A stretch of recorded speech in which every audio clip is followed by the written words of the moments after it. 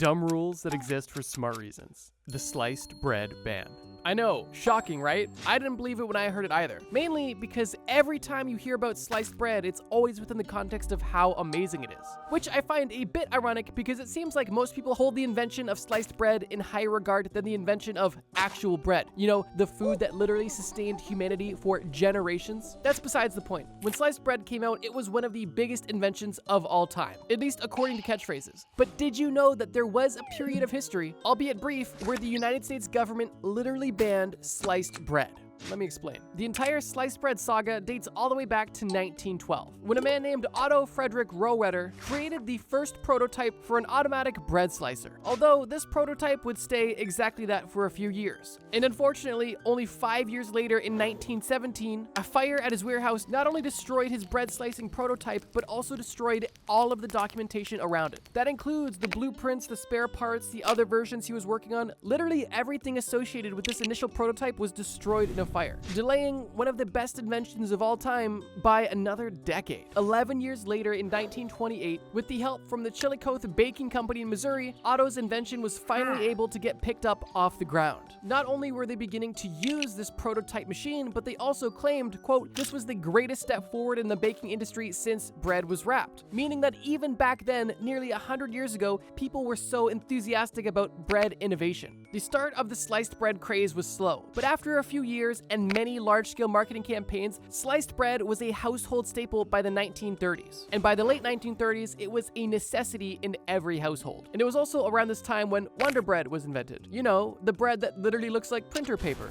But of course, this video isn't about the history of bread, and we've already discussed what the dumb rule was, so what was the smart reason for this weird ban? And without giving too much away, let me just say that this ban took place in 1943, a time when World War II was in full effect, and the United States of America was heavily involved. It shouldn't come as a surprise that during World War II, rations were a way of life to ensure that there was proper availability and supply chain to supply our troops overseas with everything they needed to, in this case, kick some Nazi butt. But these rations came with a price. Besides the inherent restricted lifestyle experienced by everyday Americans, there was also frequent unexpected shortages. For example, sugar or rubber tires running in short supply. And it was because of this that the American government was becoming more and more anxious about not having the proper supplies or supply chain to fund one of the most important wars of all time. And it was actually this anxiety that led to the banning of sliced bread. On January 18th, 1943, Claude R. Wickard, the head of the War Foods Administration, declared that selling sliced bread was illegal. His rationale for this was because sliced bread required thicker wrapping paper to stay fresh. And he argued with the banning of sliced bread that more wax paper would be available, once again, for the troops overseas. But not only would we save wax paper, but we would save steel that would otherwise go to the production of new bread slicing machines. Now, admittedly, I can kind of see both sides of this because A, this definitely sucks and seems extremely arbitrary, and I feel like there's other corners to be cut. But at the same end, when you are literally fighting in World War II, I think there is no better expression than desperate times call for desperate measures. But with that being said, this ban on sliced bread was definitely not met with acceptance, and almost instantly there was public outrage, specifically among housewives in America, who at this time in many cases were expected to be not only single parents, homemakers, and also full-time factory workers to ensure that the labor force didn't collapse. When these women learned that one of their newest luxuries was going to be taken away from them, they were understandably upset. And there was even a famous quote that was written in a letter to the New York Times only a week after the ban took place. The quote goes as such: "I should like to let you know how important sliced bread is to the morale and the saneness of a household. My husband and 4 children are all in a rush during and after breakfast. Without ready sliced bread, I must do the slicing for toast, 2 pieces each. That's 10. For their lunches, I must cut by hand at least 20 slices for 2 sandwiches apiece. Afterwards, I make my own toast. That's 22 slices of bread to cut in a hurry." That is only one example from one woman, but it paints a picture of how the American people were feeling at this time, coupling not only the annoyance of sliced bread being banned, but also all of the other rations taking place and a literal world war happening overseas. And it was because of all of the public outcry that only 3 months after the ban was introduced, the ban was appealed and sliced bread was once again legal in the United States. I wanted to add this entry very first on the list because I thought the concept of sliced bread being banned was so funny. And while I think we can all agree that this was definitely a dumb rule, I would hope that at least most of us could agree that there was definitely a good reason for this rule. Specifically, doing everything humanly possible to ensure that the Americans and the Allies destroy one of the most evil regimes to ever exist. But let's keep moving. The bear wrestling ban. This rule is dumb not because it seems nonsensical or arbitrary, but because why is this rule even required? Anybody with half a brain and potentially somebody with even a quarter of a brain would understand not to wrestle a bear, right? Well, apparently not people in Alabama in the 1970s. Let me explain. I don't know about you, but when I first read this ban, I instantly envisioned a person walking into the woods, finding a bear randomly, and then wrestling it. But that is not at all what was happening and not what caused this ban whatsoever. The good reason behind this seemingly obvious rule is actually pretty upsetting. During the 1970s, 80s, and even 1990s, bear wrestling was an extremely popular part of circus culture in the United States. And it's also no surprise that these animals are typically not treated well. But potentially one of the poorest treated animals in the entire show was the bear, specifically meant for wrestling. Just for a moment, imagine you're the leader of a circus and you want to have a spectacular bear wrestling act in your circus. How do you go about achieving this safely? Do you A, scrap the idea because this seems unsafe and immoral? B, train a bear to wrestle safely so it can put on a show but also keep your performer safe? Or C, torture, drug, and mutilate the bear until the point that it is so limp and brain dead that literally anybody with a pulse could wrestle it successfully? The answer is obviously C, and that's exactly what happened. Ringleaders knew that they couldn't risk having their talent hurt or killed because that would affect profits. And they also knew that training a bear would take too long. So the porridge that was just right was to literally feed the bear a consistent chemical cocktail to keep them subdued, remove their teeth and claws so they had no opportunity to fight back, and on top of both of these things, consistently torture the bear and keep them malnourished in between shows so that the bear is consistently weak and in a state of fear, meaning that it would rather cower than actually fight back. And one of the most disgusting examples of profiteering off this act was not only having circus staff wrestle these bears for a show, but they would actually sell people in the crowd access to wrestle the bear to look tough. And you just know if that a ringleader felt so confident to have anybody at the circus wrestle their bear, they were messing up the bear so much that there was no way it could hurt anybody. And don't get me wrong, I'm not saying these bears should have killed fans or circus employees. I'm just saying they shouldn't have been there in the first place. And that's not even mentioning the extremely questionable methods the circuses used to acquire these bears. And of course, these bear wrestling matches didn't just happen once or twice. They were so prevalent that states had to create their own laws banning them. For example, Alabama made bear wrestling a Class B felony, and this law passed only in 1996, after a lot of the damage was already done, but I guess better late than never. But interestingly, this law was repealed a decade ago in 2015, not because they wanted to bring back bear wrestling, but because the law was no longer necessary. Circus culture had died down significantly, and bear wrestling was officially a thing of the past. And quite frankly, this law was more or less of a publicity stunt than a traditional piece of legislation. Obviously, this was an enforceable felony, although it was stated that the creation of this law was more or less of an act aimed to support animal welfare and public safety. But yeah, upon a first listen, hearing that wrestling bears is now banned seems redundant and weird. But when you actually learn the story of it, it makes total sense. The dissection debate. This is actually the first rule we're going to discuss that doesn't ban something, it actually allows something. But be warned, this one is pretty morbid. The dumb rule that is in play here is known as the Autonomy Act of 1832, and this rule states that doctors, teachers, and medical students in Britain can legally dissect the bodies of unclaimed dead from warehouses, prisons, and hospitals.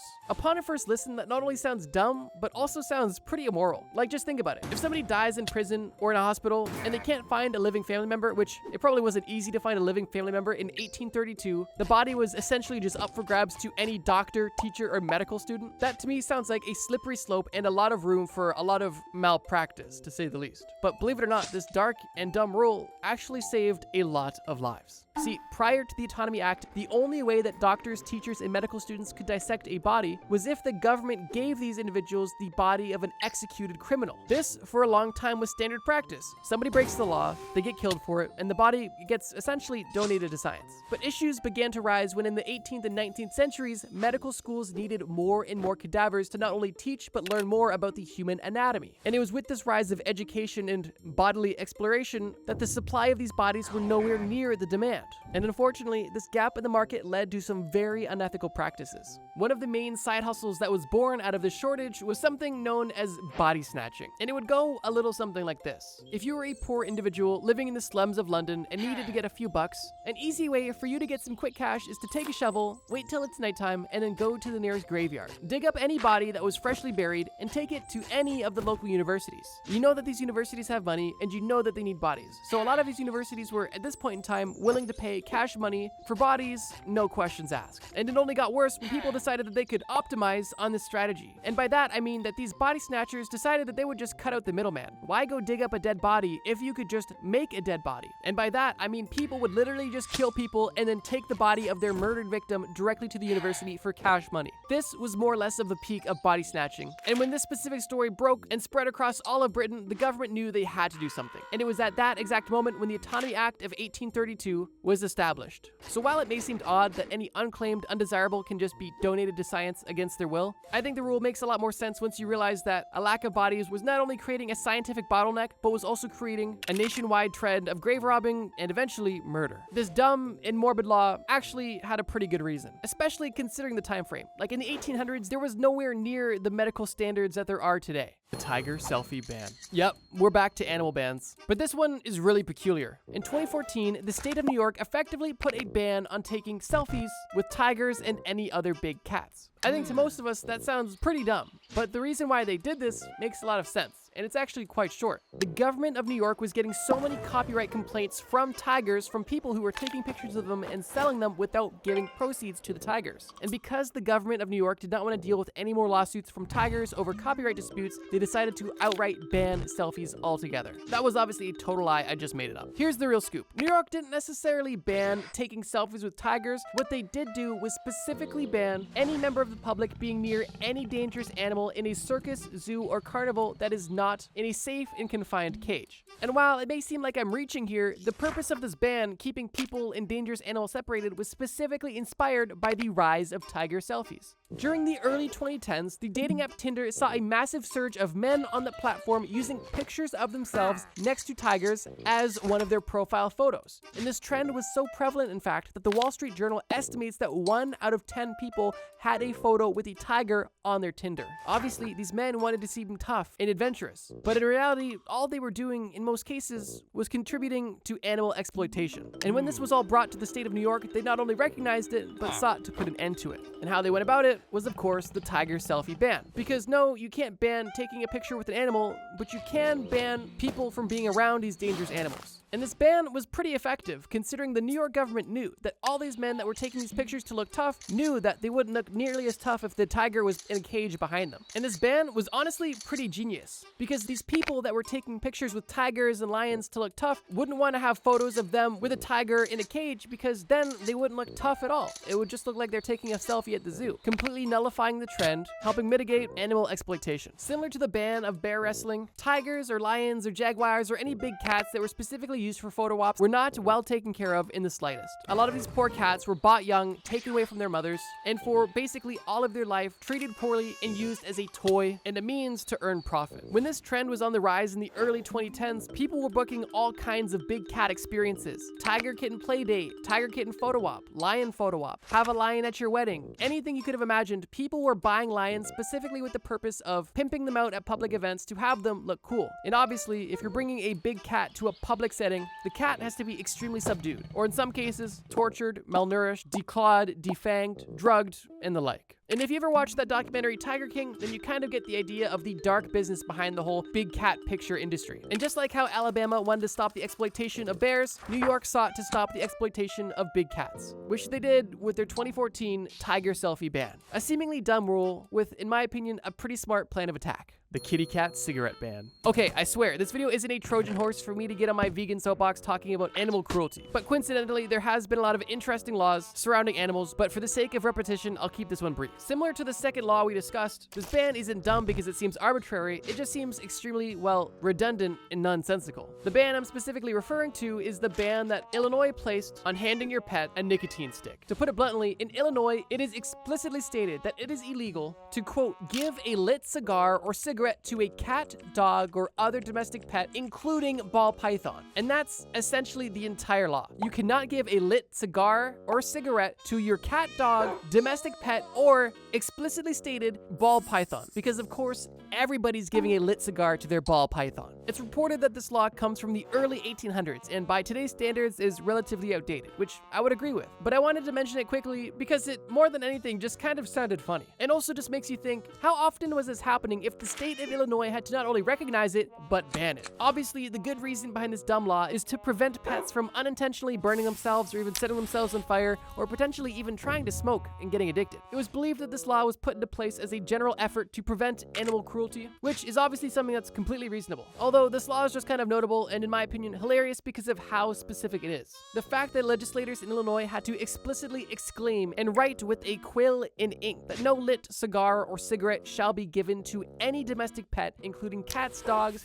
hamsters, and ball pythons, to me is hilarious and noteworthy, and we're gonna move on, but I just wanted to share it. And if you were curious, yes, this law is still active today. The no spitting sanction. First and foremost, get your mind out of the gutter. Now let's move on. I think we can all agree that if you see somebody walking on the road just spitting on the sidewalk, it's definitely not polite and pretty gross. But is it something that's worthy of a ban? Well, unless it becomes some sort of national trend, I don't see it as something worthy of government intervention. However, there was a time when the United States government decided that it was in their best interest to ban any form of spitting in any public area. And this wasn't one of those obscure laws with a deeper meaning like some of the other ones we've discussed. No, this was a straightforward law that was not only written and passed, but also had signs placed everywhere reminding individuals and also had strict enforcement. But the question remains, what was the smart reasoning behind this dumb rule? And the answer, as some of you might have guessed, is health related. During 1918, during the last year of World War I, many cities across the United States were dealing with a major Spanish flu pandemic. This pandemic was extremely deadly and the spread of this disease was seemingly never ending, which is why the US government was pretty desperate to do anything that could potentially stop the spread.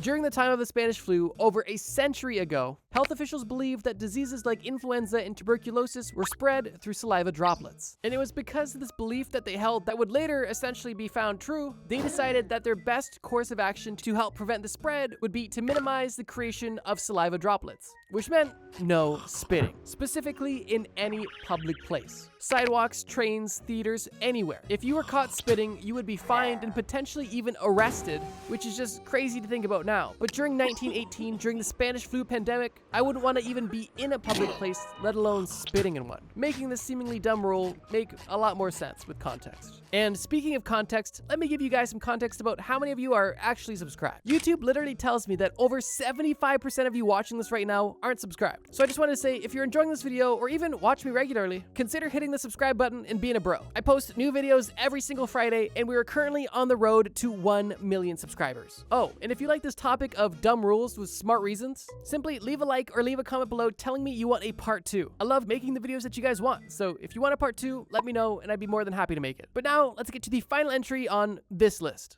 The bubblegum ban. Chances are, if you've heard of any of the dumb rules on this list, it's this one. And that's because this country's gum ban is extremely infamous. And I would actually bet money that you know the country that has this gum ban. And if you guessed Singapore, you'd be right. The whole bubblegum ban in Singapore is regarded as one of those dumb laws or arbitrary laws, but the actual history behind this bubblegum ban is very much so rooted in the history and culture of Singapore. And in my opinion, has some pretty good reasoning behind it. The origins of this ban date back to 1959. When Lee Kuan Yew, the first Prime Minister of Singapore, took office. Lee Kuan Yew is considered the founding father of modern-day Singapore, and it's said that his political leadership is what transformed post-independent Singapore into a highly developed country in the major global hub that it is today. Lee Kuan Yew was literally Prime Minister from 1959 until 1990. That is a major run as Prime Minister, but for 2 years before and after he was Prime Minister, he was also the Secretary General for the People's Action Party. To put it bluntly, this guy was invested in the success of Singapore. But I want to make it clear that I'm not necessarily advocating for Lee whatsoever. Like any politician or any person, there is both good and bad that must be recognized. And with any multi-decade-long run as Prime Minister, there's definitely some questionable things that go on. For example, from 1968 to 1981, Singapore, under the control of Lee, instated a one-party state. And because of this, he employed defamation laws and detention without trial, as well as other propaganda and and social engineering techniques to continue his political success. So just keep that in mind. I'm not necessarily vouching for this guy. I'm just trying to unbiasedly state facts about the country. And two of the virtues that Lee held nearest and dearest to his heart was independence and cleanliness. And Lee has even gone on record to state that his goal when he became the Prime Minister of Singapore in 1965 was to, quote, create a first world oasis in a third world region. And he wanted to do so through hyper-independence and, of course, cleanliness. The gum ban specifically was introduced in 1992. It was done so for a plethora of pretty practical reasons. On top of Lee's personal desire to keep the country as clean as possible, chewing gum was actually becoming quite a bit of a nuisance within Singapore specifically. Gum wrappers were littering the streets, chewed gum was stuck on any surface you could imagine, and most notably in the late 1980s, when Singapore launched its Mass Rapid Transit or MTR subway system, vandals began to place chewing gum on the sensors of the train doors, causing them to not open or not close when they should have. And this vandalism at scale caused major subway delays, affecting the lives upon thousands and thousands of Singaporeans. And it was this stunt that broke the camel's back and officially led to the banning of chewing gum. But like everything else they've mentioned, it goes a bit deeper than that. Because this ban on chewing gum isn't just about banning minty fresh breath or keeping the subway system on time. Culturally, this ban signified Singapore's philosophy of having a strict government that enforces strong discipline. And the government saw this chewing gum vandalism as an act of rebellion from its citizens.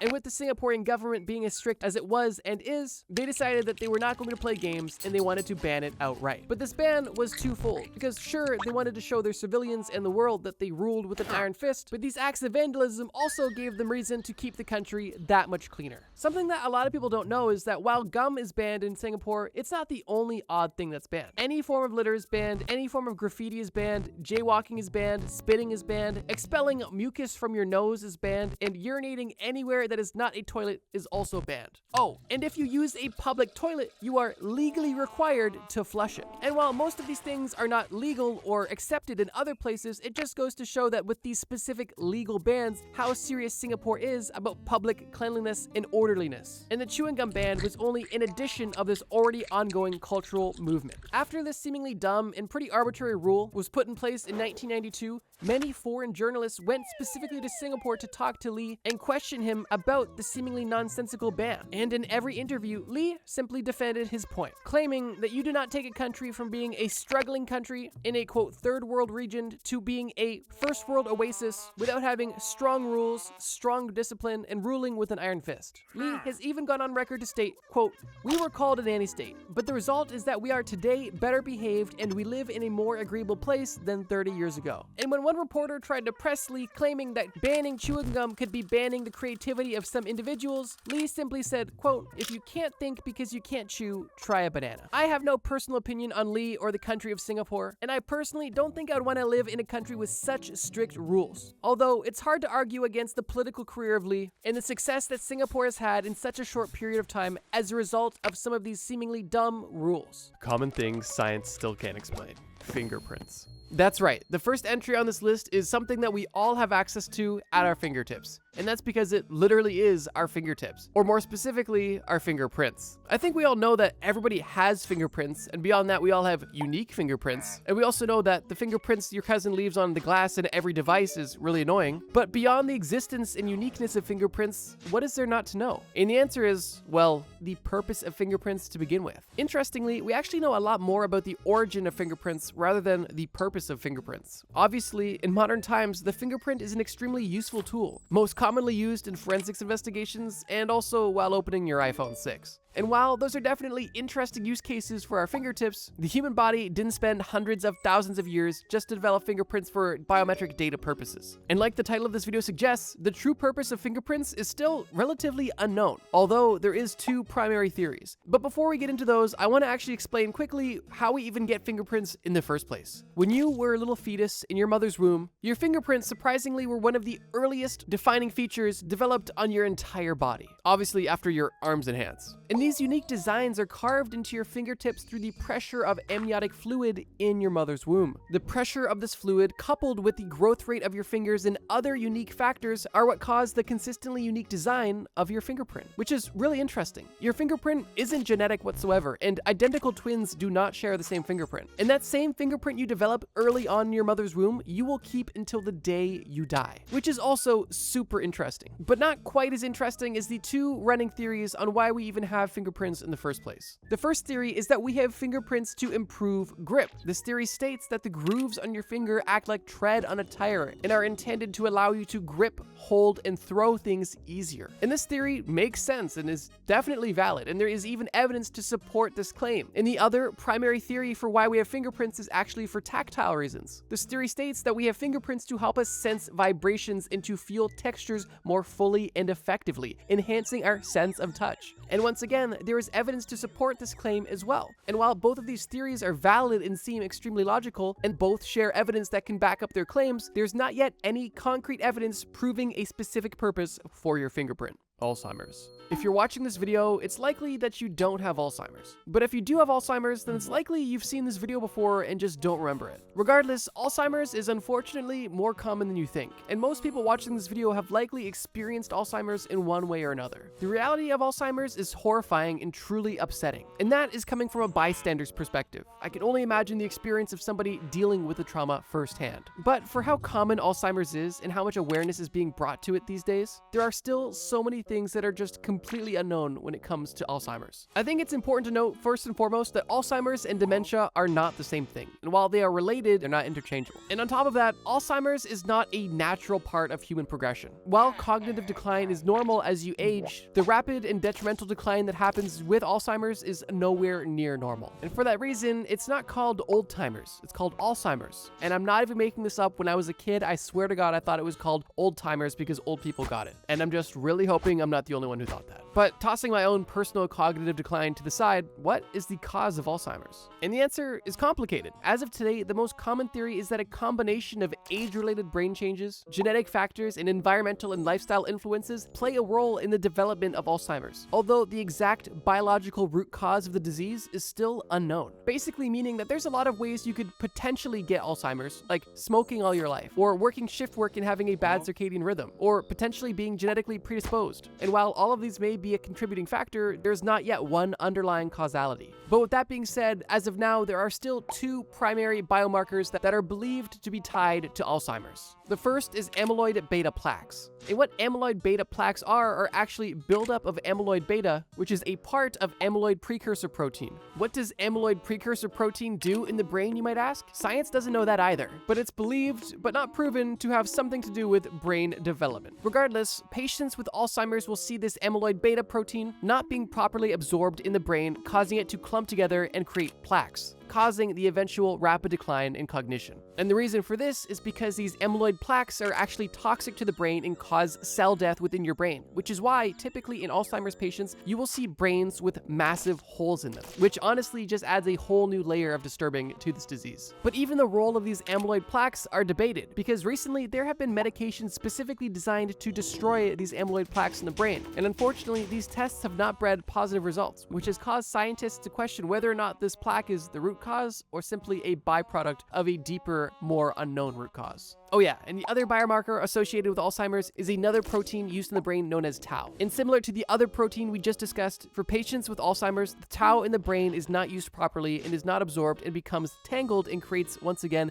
toxic clumps in the brain, causing cell death and cognitive decline. So yeah, although it may seem like we know quite a bit about Alzheimer's, there's so much more we have to learn before we are able to make any sort of meaningful development in prevention and hopefully cure. Animal migration. Migration by far is one of the most underrated animal superpowers. Like seriously, just imagine being able to be anywhere and being able to then navigate to a specific location, usually across an entire continent, just because. Migration is a necessary survival mechanism for countless species of animals. And it's actually really well understood why certain species migrate. The reason depends on the species, but the most common reasons for migration are either to feed, breed, or to escape harsh climates like cold winters or hot summers. And that is simple and something we truly understand. But it's not the why of migration that's unexplained, it's the how. Like, just think about it. How do these animals know consistently year over year not only when to go, but exactly where to go? You could give a lot of people today a car and a physical roadmap and they would still get lost trying to go to a specific location. But if you just tell a butterfly that they've got to fly 2,000 miles to get laid, they're already gone before you could even tell them what direction to go. And it's so amazing, in fact, that we still, to this day, don't understand how animals know where to migrate, or more specifically, how to get to their point of migration. Birds, whales, sea turtles, and even insects are all examples of animals that migrate. And for most of them, the places they go to migrate are rather specific, although where they may be living in their off-season is kind of random. However, every year, they consistently know, no matter where they are, where to go. And that phenomenon is truly amazing. And while in 2025, humans have GPS, Google Maps, and now self-driving cars, we still get lost a lot. And this thought process has led researchers to believe that animals have something that we don't. And recent studies have shown that this could potentially be true. And one example that research has recently shown was that some species of birds, specifically pigeons, were able to sense the Earth's magnetic field. And first of all, I'm just curious how they even found this out in the first place. Like, I can only imagine two scientists just sitting a pigeon down in the lab, looking at him and just asking, "Do you feel anything?" With the pigeon only to respond,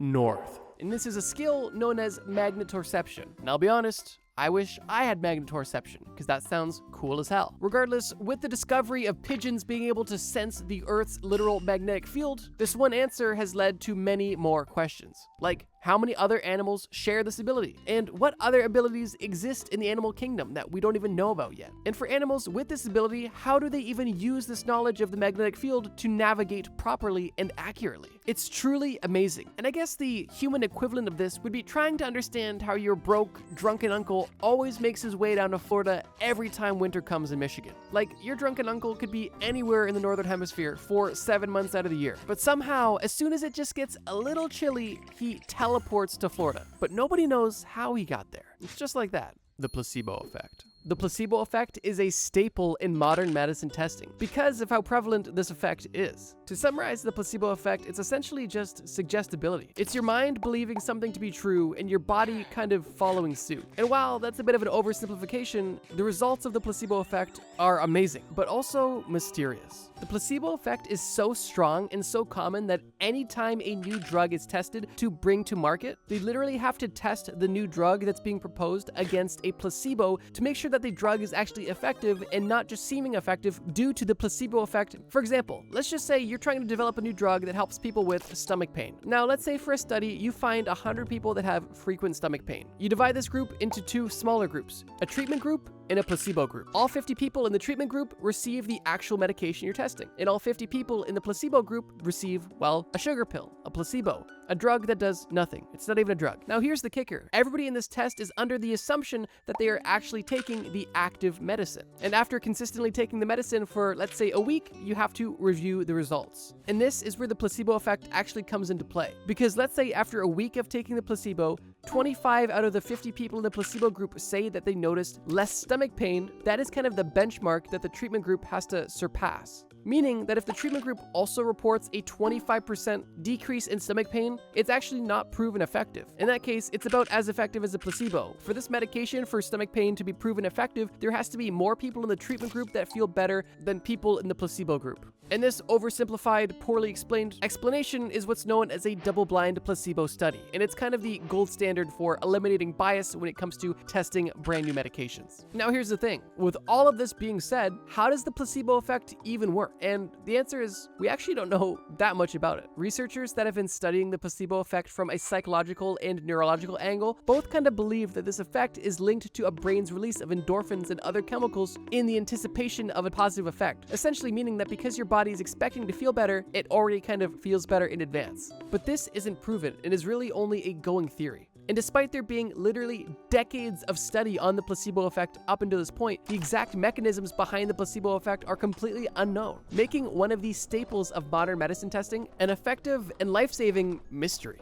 The Twilight Zone. No, not that Twilight Zone, this Twilight Zone. Home of this, and this. The Twilight Zone is located 200 to 1,000 meters below the ocean surface. And it's known as the Twilight Zone because it is a region underwater where sunlight barely penetrates. It's too dark for any sort of photosynthesis, but it's not quite pitch black yet. And it's this unique region that is one of the least explored habitats on all of planet Earth. One notable resident of this area is the lanternfish, which is pretty cool, but also completely insane and kind of goes to show how weird this area is. Like, we all know that jellyfish are like just weird creatures, but deep sea jellyfish are on a whole nother level. Like, I was just watching a documentary where some jellyfish literally asexually reproduce and basically just spawn new jellyfish, kind of like plants. And jellyfish as a whole are just kind of crazy entities. Like, they're alive, but they're not. It's just so wild. But that's not the mystery here. It has nothing to do with jellyfish per se. The Twilight Zone, like I mentioned, is one of the least explored areas, and for good reason too. The pressure that deep underwater is immense, and coupling that pressure with the sheer darkness and travel time and specialized equipment required to even navigate through this area makes any sort of Twilight Zone exploration extremely expensive and difficult. And because there's not really a major financial incentive to explore the Twilight Zone, research is definitely a bit slow. But not only is the Twilight Zone extremely harsh to get to and be in, but it's also extremely vast, making exploring and documenting it nearly impossible fully. And because the Twilight Zone is so massive, it's actually speculated that there may be more fish in the Twilight Zone alone than all other fish on the entire Earth combined. And while this is kind of a fruitless thought experiment, at this point, it's also extremely possible. But not only is it possible, it's a scary thought, because the fish that live in the Twilight Zone are completely weird looking, and probably the closest thing we have to aliens at this time. Like, these fish are literally creating their own light, which is kind of dope. I don't know, I think bioluminescence is just cool to begin with, but I also like to think that fish just got so fed up of being in the dark that they literally created their own organic light. But it's not just seeing cool fish that light up that makes the Twilight Zone interesting. It's also the impact that the Twilight Zone has on the Earth's climate, because the Twilight Zone is a massive ecosystem. An ocean and marine ecosystems specifically play a major role when it comes to carbon storage, which obviously has a direct impact on the Earth's climate, which definitely gives merit to wanting to explore the Twilight Zone more. But yeah, that's kind of all there is to say about it. The Twilight Zone is one of the most common ecosystems in all of the world, technically speaking, although it's one of the ecosystems we know the least about. And maybe that's for the better.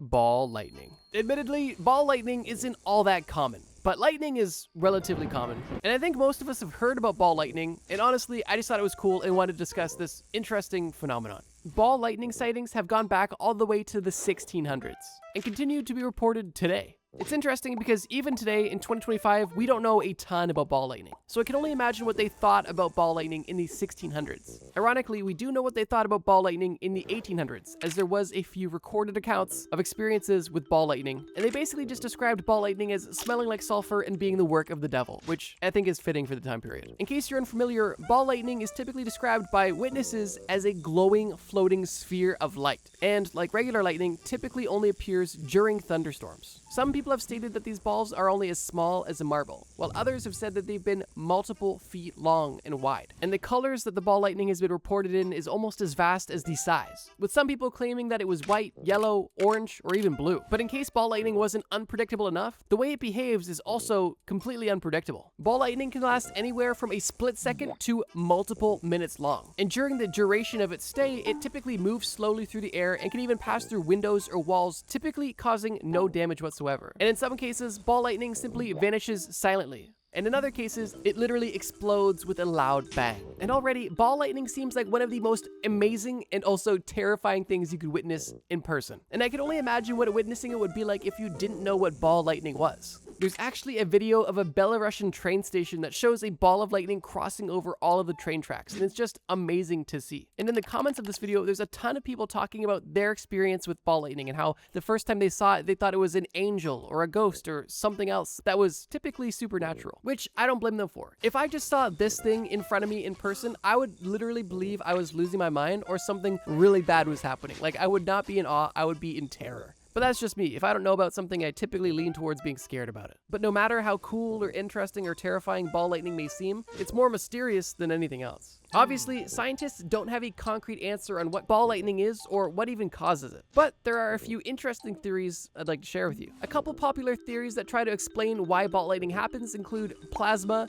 burning particles in the air, and even electromagnetic fields. And honestly, they're all kind of vague explanations and potentially could be partially true, but like I mentioned, we just don't know. And one of the biggest reasons why we don't know is because of how rare ball lightning is. It's almost impossible to replicate in a controlled environment, meaning that we're at the mercy of nature providing providing it to us to study it. And as you can imagine, ball lightning doesn't roll into a lot of labs all that often. And well-equipped scientists typically don't run into ball lightning all that often either, leaving a lot of the thought around ball lightning to be up to speculation and based off of reviewing videos posted online. And if you've made it this far in the video, let me know. If you saw ball lightning out in the wild, would you be terrified or would you be intrigued? I think the honest answer is both. And I guess while we're being honest, let me ask you, do you like watching Trust Me Bro videos? Because if you do, feel free to subscribe. We make videos every single week. Now, let's get on to the last section. Slime mold. Slime mold, or scientifically known as Physarum polycephalum, is not mold, nor slime, nor fungi. It's actually known as a protist. And what makes it unique is that it's actually a single-celled organism. That's right, this jelly-looking, goo-looking thing is actually one organism, although it is full of nuclei. That's right, it might be a single cell, but this one cell has so many nuclei within it. And all of these nuclei actually will come in handy later. Now you might be asking, what's the significance of this yellowy, greeny goo? And is it even common? I've never seen that. And let me answer both of those questions. First of all, is it common? Yeah. If you've gone on a walk in a forest after a rainy day, you have definitely walked past some sort of slime mold. And to answer your first hypothetical question, why does it matter? Well, slime molds are extremely intelligent. So intelligent, in fact, that we don't know how they're so smart or why they're so smart. And that is both interesting and terrifying. How smart is slime mold, you may ask? Well, slime molds have been shown time in and time out to solve mazes consistently. And how they do this is by basically filling up the entire maze with their gooey body. And once they find the exit of the maze, or in the case of the research test, finding the food, they will then retract everything else that isn't directly connecting the start of the slime mold to the food, allowing them to essentially reverse engineer the maze. And these mazes aren't simple either. Some studies have actually been able to have slime molds recreate major transportation networks, like the Tokyo subway system, for example. But not only can slime mold navigate to find food, they've also shown to have some sort of memory by anticipating reoccurring events. And how this is shown is by having them readjust their behavior based off of previous events that have happened in previous studies, proving that these single-celled organisms have some sort of memory even though they have not one neuron. That's right, slime molds have no brain, no nervous system, no complex organs, but they still seemingly can solve problems, make decisions, and even remember past events. And I'll be the first to say it, I'm impressed with this little ball of goo. And this little ball of goo might even be smarter than you. But if you think the ball of goo is not smaller than you, then for who the ball of goo is not smaller than you too? Okay, it is currently 1:53 a.m. and I thought that was funny. I didn't even think that was funny, I just said it.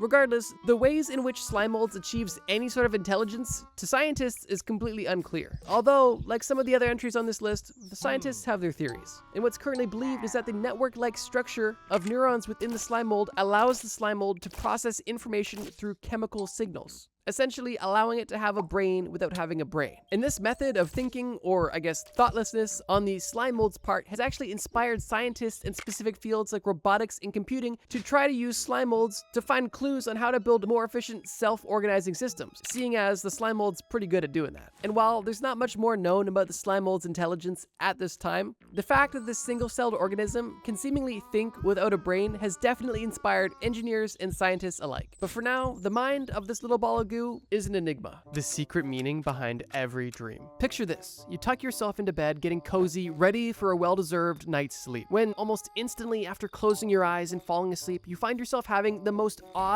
dream of all time. This dream is so vivid, in fact, that you wake up, remembering almost everything about this dream that you were just having. At first, this dream seems random and devoid of any meaning, but you decided to take a peek to see if it could possibly mean anything. And after taking a quick look on Google, you realize that you are not the first person to have this dream, and that there are many interpretations on what it could possibly mean. Chances are, if you're watching this video, you've had a similar experience, which is why I wanted to describe all of the most common dream themes in one video. Dreams are so cool, but I think it's important to understand why we even dream in the first place. And to put it as briefly as possible, when we go to bed and rest our conscious minds, our subconscious minds are going to work to process all of the information from that day, trying to make sense of the world and everything that we experienced. Just imagine if every time you went outside and did something, you wrote down everything you saw and everything you did on a sticky note. By the end of the day, you would have a lot of sticky notes. And those sticky notes would probably need to be organized. That is what your subconscious mind is doing when you are sleeping. But what's interesting about that is that your subconscious mind does not speak the same language as you. Your conscious mind understands language and logic, although your subconscious mind understands the world through a different means, feelings, images, and metaphors. And that alone is a big reason why your dreams seem so random. I think social worker and sleep expert Suzanne Bergman described dreams best when she said, quote, "Dreams are a universal language,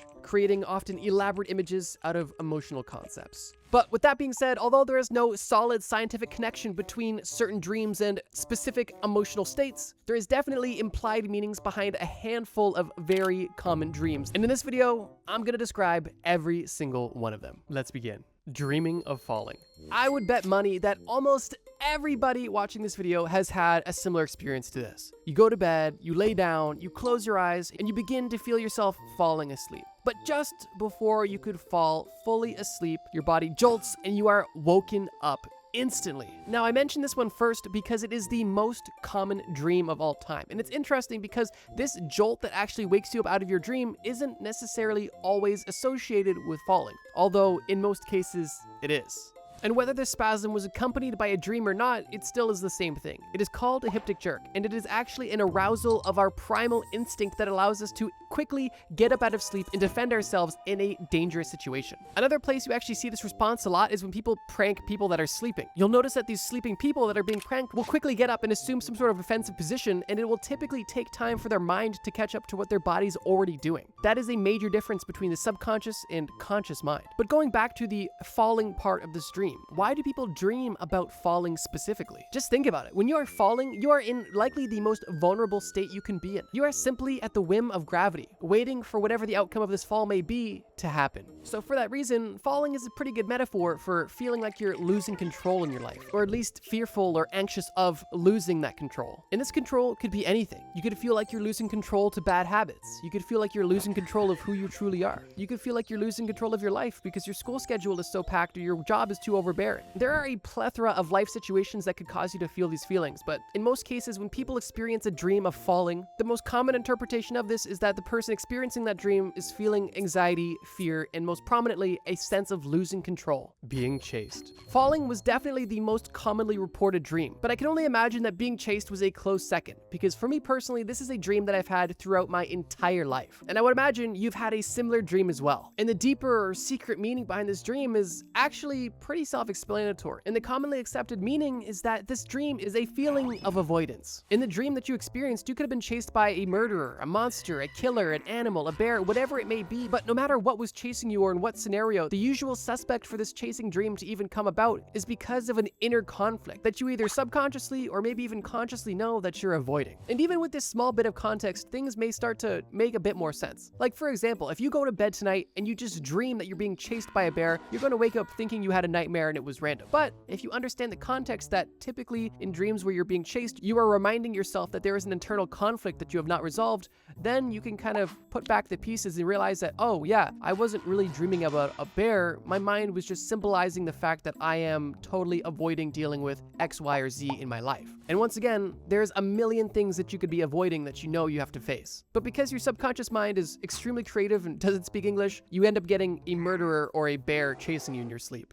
Teeth falling out. We're starting to get a bit more niche here, but this is actually another dream that I have personally experienced. In my specific situation, I was just dreaming that I was in the bathroom and I looked in the mirror. And as I looked in the mirror, my teeth were extremely loose and I was actually able to touch them and they were just falling out. Obviously, this dream was rather disturbing and it grossed me out, and when I woke up, I remembered it vividly and was pretty unsettled by it. So unsettled that it caused me to actually Google what this could possibly mean. And it was that entire experience that later inspired this exact video. But with that being said, what could teeth falling out mean in a dream? Does it mean that you subconsciously know you need to brush your teeth more? And while in most cases that isn't the case, I would say that's definitely not impossible either. Like I said, this is all interpretation. And for example, if you did know that you had to brush your teeth and you weren't, and you dreamt about it, that could very well be the reason why. But in most cases, why people dream of their teeth falling out is much deeper and much more severe. In short, dreams of losing teeth is most often linked to stress, fear, and uncertainty. At this point, a common theme, but it goes a bit deeper. In some beliefs, teeth symbolize stability and security. So if your mind is creating dreams where this symbol of security and stability is just falling out of your mouth, that could be a representation of how you feel in your waking life. Do you have a pain that you are just simply not addressing, or are you simply stressed out? Any of these situations could potentially cause you to have a dream about losing your teeth. And if you've personally ever experienced a similar sort of dream, think about what was going on in your life during the time, and if there was anything that you could pinpoint that could have potentially caused this dream. Losing your hair. Similar to the situations we discussed previously with losing your teeth, a dream about losing your hair can typically be caused by similar experiences, although there's a bit of a twist. Because where teeth in some places represent stability and security, hair represents beauty and youth. And in that context, a dream about losing your hair is typically associated with a feeling of stress or vulnerability around someone's self-esteem, whether it be the fear of aging or an insecurity of your personal looks, potentially triggered by some sort of bullying. And while this niche interpretation seems logical, there's also more general associations around having a hair loss dream, specifically feeling like you're losing control of some aspect of your life or feeling, once again, vulnerable. Already, we're starting to see a common theme among different dreams, but I think it's important to reiterate these things and also highlight the differences and nuances. Drowning. Drowning may be one of the most unsettling of the common dreams we're going to be discussing in this video, because I think the situation for many, myself included, is a true worst possible fear, which just makes the lifelike situation, your dream, feel even more unsettling. Regardless, if you have experienced this dream, what could it possibly mean? And similar to the first dream we discussed of falling, drowning has a very similar interpretation, specifically feeling either overwhelmed or, once again, out of control in your life. But it does go a bit deeper than that, because drowning is typically associated with a feeling of being smothered. And while there is an endless amount of things that could make you feel smothered in life, these dreams are typically triggered by either a situation that is so overbearing, emotions that are at this point too strong to care anymore, or responsibilities that you have that you feel like are literally drowning you. Drowning, like falling, is another situation where you are completely out of control. It's you versus Mother Nature. And while you may not be falling, waiting to hit the ground, with drowning, I think it might almost be worse, because you are consistently fighting against the waves in the water, just trying to stay afloat, knowing that eventually you're going under. If you've personally experienced a drowning dream, try to reflect. Was this around a time where you felt overwhelmed by something in your life? Potentially you just had too much on your plate with school, sports, life, family, friends. Maybe you were going through something really tough and the emotions were just too much to bear at times. Like I mentioned, all of these dreams are different interpretations, and they could also be triggered by a number of life situations. But most typically, drowning is interpreted as feeling overwhelmed and out of control. Fighting. Fighting dreams are very common, but also, interestingly, very intense. Now, that sounds a bit odd to say on this list where most of these dreams are intense, but I think out of all of them, fighting is some of the most intense because it literally activates the neurochemicals that would activate your fight, flight, or freeze response. But that being said, if you have this dream about fighting, what does it mean? And there's actually, obviously, a lot of interpretations, but there's a few primary ones depending on who you're fighting. If you have a dream about physically fighting somebody that you know in your daily life, let's say this is a friend of yours, that dream would typically be symbolic that you have some sort of unsettled trauma or dispute or negative emotions that have not been fully sorted out. And this dream could be your subconscious mind trying to remind you that we need to do something about this situation. And I think this interpretation is somewhat obvious. I think this is one of those dreams that you don't necessarily need to Google. Like if you had a dream about fighting your friend and you knew that this friend owed you money, you could be able to put two and two together. Although if you had this dream and you didn't think you had any issue with your friend, but then you sat and thought about it and realized that, oh, actually, last time I saw this guy, he said something that rubbed me the wrong way, but I kind of let it slide. Maybe this might be a good opportunity to bring that situation up to him and be like, hey, that thing, whatever the case may be. Now, here's where things get interesting. If this person in your dream that you are fighting is not somebody that you know or recognize, or maybe doesn't even have a face at all, they're like a character that you haven't unlocked yet, what this typically symbolizes is that you have some internal conflict that you are trying deeply to resolve. And this could go for a lot of things. Perhaps you're at a crossroads in your life and you don't know which way to go. This dream could be representing your indecision. Or perhaps you're doing something that you know you shouldn't be doing, or you're not doing what you should be doing. This dream, once again, could interpret your better self trying to bring you out of a slump, but you're fighting a version of yourself that is still falling into bad habits. And when you get into dream lore, you kind of learn about something known as the shadow self, which is essentially a subconscious version of you, but that may be kind of beyond the scope of this video. Regardless, fighting dreams almost always symbolize an internal conflict, whether that be an internal conflict against yourself, a situation you're facing, or even how you feel about another person. And depending on who you're fighting, that could be a major clue into what kind of situation you are subconsciously dealing with. Being naked in public.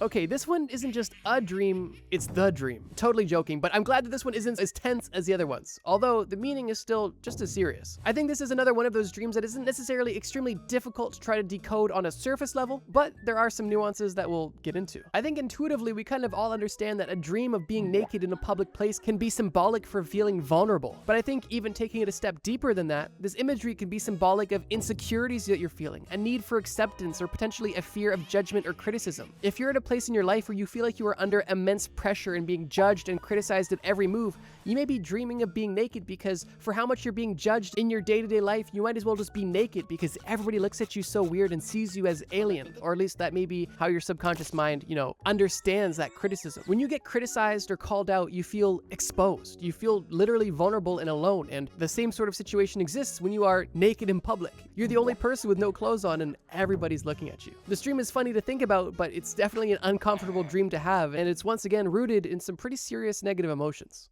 Being pregnant. Now, this is specifically if you're having a dream about being pregnant while not being pregnant. I think if you're pregnant and have a dream about being pregnant, you're just having a dream. I don't think there's necessarily a special meaning there, but interestingly, it's said that this dream isn't necessarily limited to just women, and that men could also have this dream of being pregnant. And if you're a man who has had this dream, drop it in the comments. But this is also the first dream that we've discussed that doesn't have a negative connection to it, actually, which is a nice change of pace. And dreams of being pregnant typically symbolize new beginnings, personal growth, or the anticipation of a significant life change. And if you look at it that way, it kind of makes sense why your subconscious mind would illustrate these things as pregnancy. If you think about pregnancy, it's a similar thing. It's a new beginning. There is literally personal growth, and there is a huge life change coming. And I guess with all of these dreams, or potentially any dream you could have, if you understand the context that a dream is just your subconscious mind that communicates through images and feelings trying to understand the world, then you can almost reverse engineer these things to see what's really going on. And it's that exact reverse engineering process that's given us all of these kind of interpretations, because like I mentioned, they're interpretations. They're not scientifically proven. They're just commonly accepted representations. And so far, I think a lot of them make sense. And for some of them, I've experienced exactly the situation and the exact feelings that they've described. So if you're a woman who's had a dream about being pregnant, or if you're a man who's had a dream about being pregnant, understand that this isn't necessarily a bad thing. And it doesn't just mean that you're going to be pregnant in the near future. I mean, potentially it could mean that depending on what you believe or how you interpret it, but in most cases, it's just a simple representation of personal change, personal growth, and new beginnings either ongoing or in the near future.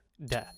Taking almost a 180 from dreams of being pregnant, we have dreams of dying. Now, interestingly, dreams of dying have typically very similar associations to dreams of being pregnant, which is why I put them side by side. Now, on the surface, a dream of yourself personally dying could be one of the scariest and most upsetting dreams you can have. And in some cases, and in some cultures, this dream is taken literally, and it means that, oh, this is a sign that I'm gonna die soon. Which, I mean, depending what you believe, I mean, maybe it could be the case, but in most instances, that isn't the case at all, and that's typically not what your subconscious is trying to tell you. Similar to how your subconscious mind illustrates a new beginning as a pregnancy, your brain could also take the same input and illustrate death. But this isn't necessarily the death of you. This could be the death of a chapter in your life. Whether it be you start a new relationship, you end a relationship, you start a new job, you start thinking a different way, you start working out, whatever major life change is happening in your life, there is a death of the old version of yourself, and potentially even the death of something in your life, like a job or a schooling system or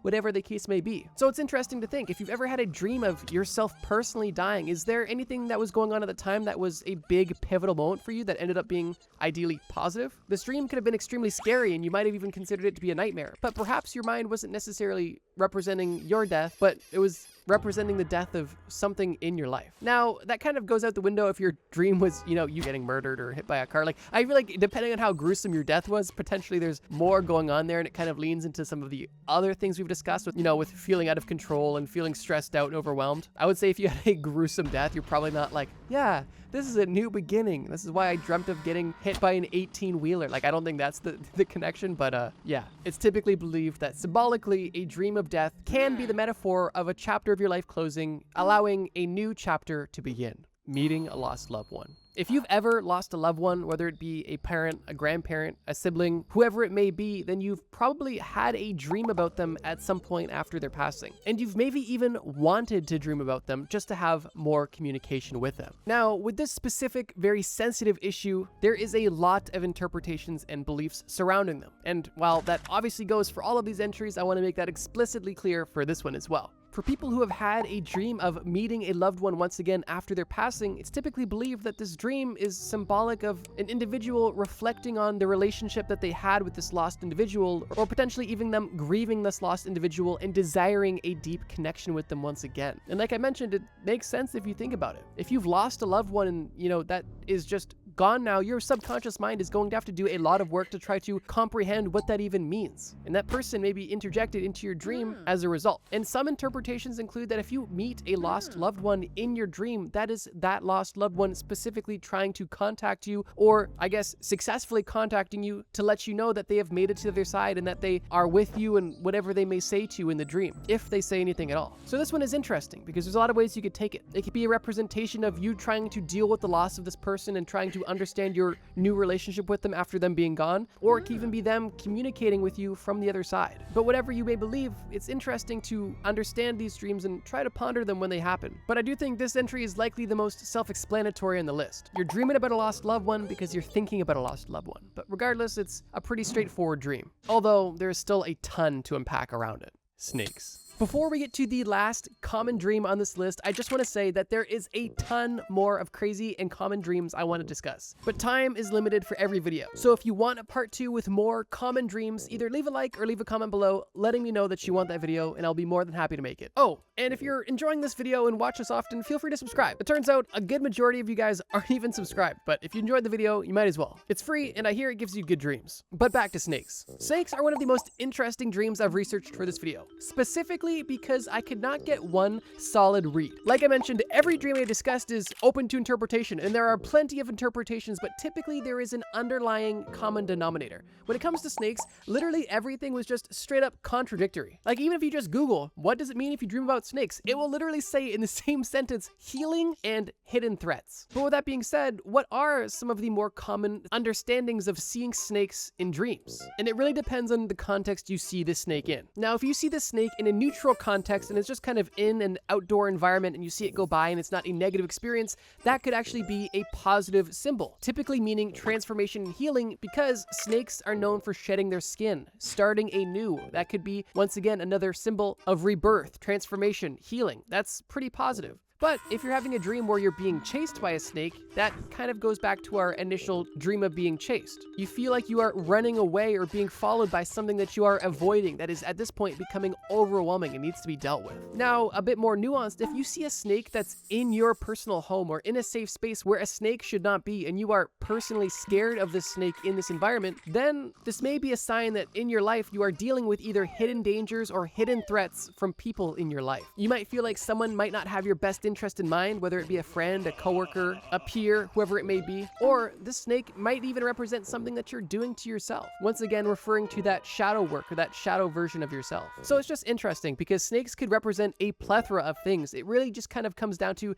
the context of which you see it. A snake in nature could represent rebirth. A snake chasing you could represent you avoiding an issue in your life. A snake in your house could represent you feeling unsafe or threatened. And a snake in your boot might mean that you're in Toy Story. Good things done by bad people. When you mention an absolutely evil person, the first thing you're going to discuss is the bad things they've done. But in this video, I wanted to explore the juxtaposition between bad people and good deeds. Obviously not to sympathize with or rationalize with these horrible people that I'm going to be mentioning, but just to shed some light on some interesting historical facts in a rather morbid way, and to kind of open your mind about how complex people and situations really are. Let's explore some of the good deeds done by some of the worst people. Adolf Hitler. I feel like Adolf Hitler was a natural starting point for this video. And honestly, his atrocities and crimes against humanity don't really need an explanation. But I do feel it's important to reiterate exactly how evil this man was. However, did you know that there's a very likely chance the car that you may drive on a daily basis exists because of Hitler? Let me explain. During the 1930s, Hitler wanted a lot of things. One of those things was affordable vehicles for every German family. He wanted a car that could haul a family, some luggage, and also be affordable and reliable. He wanted a car for the people, a people people's car. And you probably already see where this is going. If you don't, people's car in German translates to Volkswagen. And in 1937, Volkswagen was established in Wolfsburg, Germany. Just for a bit of context, cars were an extreme luxury at this point in time. And roughly only 1 of every 50 Germans actually had a vehicle. Most people either had a bicycle at best or their feet at worst. So this plan for widespread affordable vehicles was rather ambitious, and for that reason took a lot of initiative and effort. And one man who put a lot of effort into this Volkswagen project was Ferdinand Porsche, a man we'll discuss later. At this time, Ferdinand was a well-known automotive engineer, and he was the person who created the initial design for the Volkswagen Beetle, a car that would go on to change the world. But the progress of this vehicle and the project wasn't linear, because although Hitler had this initiative and was pushing this messaging, and Ferdinand was developing this prototype vehicle, once 1939 came around, car production came to a halt, and tank production was the sole focus of almost every factory producing moving automotive products. But that's kind of where the good ends in this entire situation, because the more onion layers you peel back, the more dark it actually gets. Because for starters, although Hitler really wanted to have affordable vehicles, that goal was never met by Hitler. And Volkswagen's success isn't really attributed to Hitler, it's actually attributed to the British who took over the project after World War II, because they essentially allowed Volkswagen to live on. After the war had ended, there was a bit of a debate whether or not Volkswagen was a consumer automobile company or a war production facility. And depending on what these factories were classified as would drastically change the outcome, because if this was a war production facility, then it could be dismantled by the British, and tools and machines could actually be taken as war reparations. After the war, it was up to the British to try to decide new management. And to put it briefly, the British didn't want Volkswagen. The British called Henry Ford to see if he wanted Volkswagen for free. He didn't want Volkswagen. And because nobody really wanted Volkswagen, a man named Heinrich Nordhoff, who was a German engineer, had the opportunity to rebuild the brand with the ambitious plan. And while there was a lot of post-war rules around German production, as far as Volkswagen is concerned, the rest is history. And the Volkswagen Beetle was a massive success, and Volkswagen is a car manufacturer, and the Volkswagen Group are massive entities to this day. And if you want a bit of a morbid laugh, go to the Volkswagen wiki page. It takes about 1 scroll to start seeing pictures of Hitler. But like I said, it's not all sunshine and rainbows, because when the initial Volkswagen project was happening, the Nazis didn't hire just anybody to build these concept cars. No, they used slave labor. And it's reported that the Nazis used over 15,000 slaves from different concentration camps to provide the manpower for the People's Car project. You know you're an evil person when even one of the best things that people can attribute to you is still shrouded in just darkness and abuse. If nothing else, you'll likely be looking at Volkswagen just a little bit differently from now on. Ferdinand Porsche. I wanted to give Ferdinand his own section just to not overcrowd the first section, but I will keep this one a bit brief. Ferdinand Porsche wasn't on Hitler levels of horrible, but he was very involved in the German war effort during World War II. Ferdinand was directly involved in the production of the advanced tanks that the Germans had during World War II, and on top of tanks, he also helped design and engineer their bomber planes as well. And because of all of the engineering efforts that Ferdinand had given, he was a member of the Nazi Party and an honorary Oberfuhrer in the SS, which is basically just a military ranking within the Nazi Party. I would argue it's fair to say that those qualifications are worthy of putting you in the bad person category. And for that reason, I wanted to mention him, because although he helped develop the planes and tanks that killed millions of people, including civilians, he did develop the Volkswagen Beetle. But even more notably, nearly 35 years before he developed the Volkswagen Beetle, Ferdinand and a colleague developed the first gasoline electric hybrid vehicle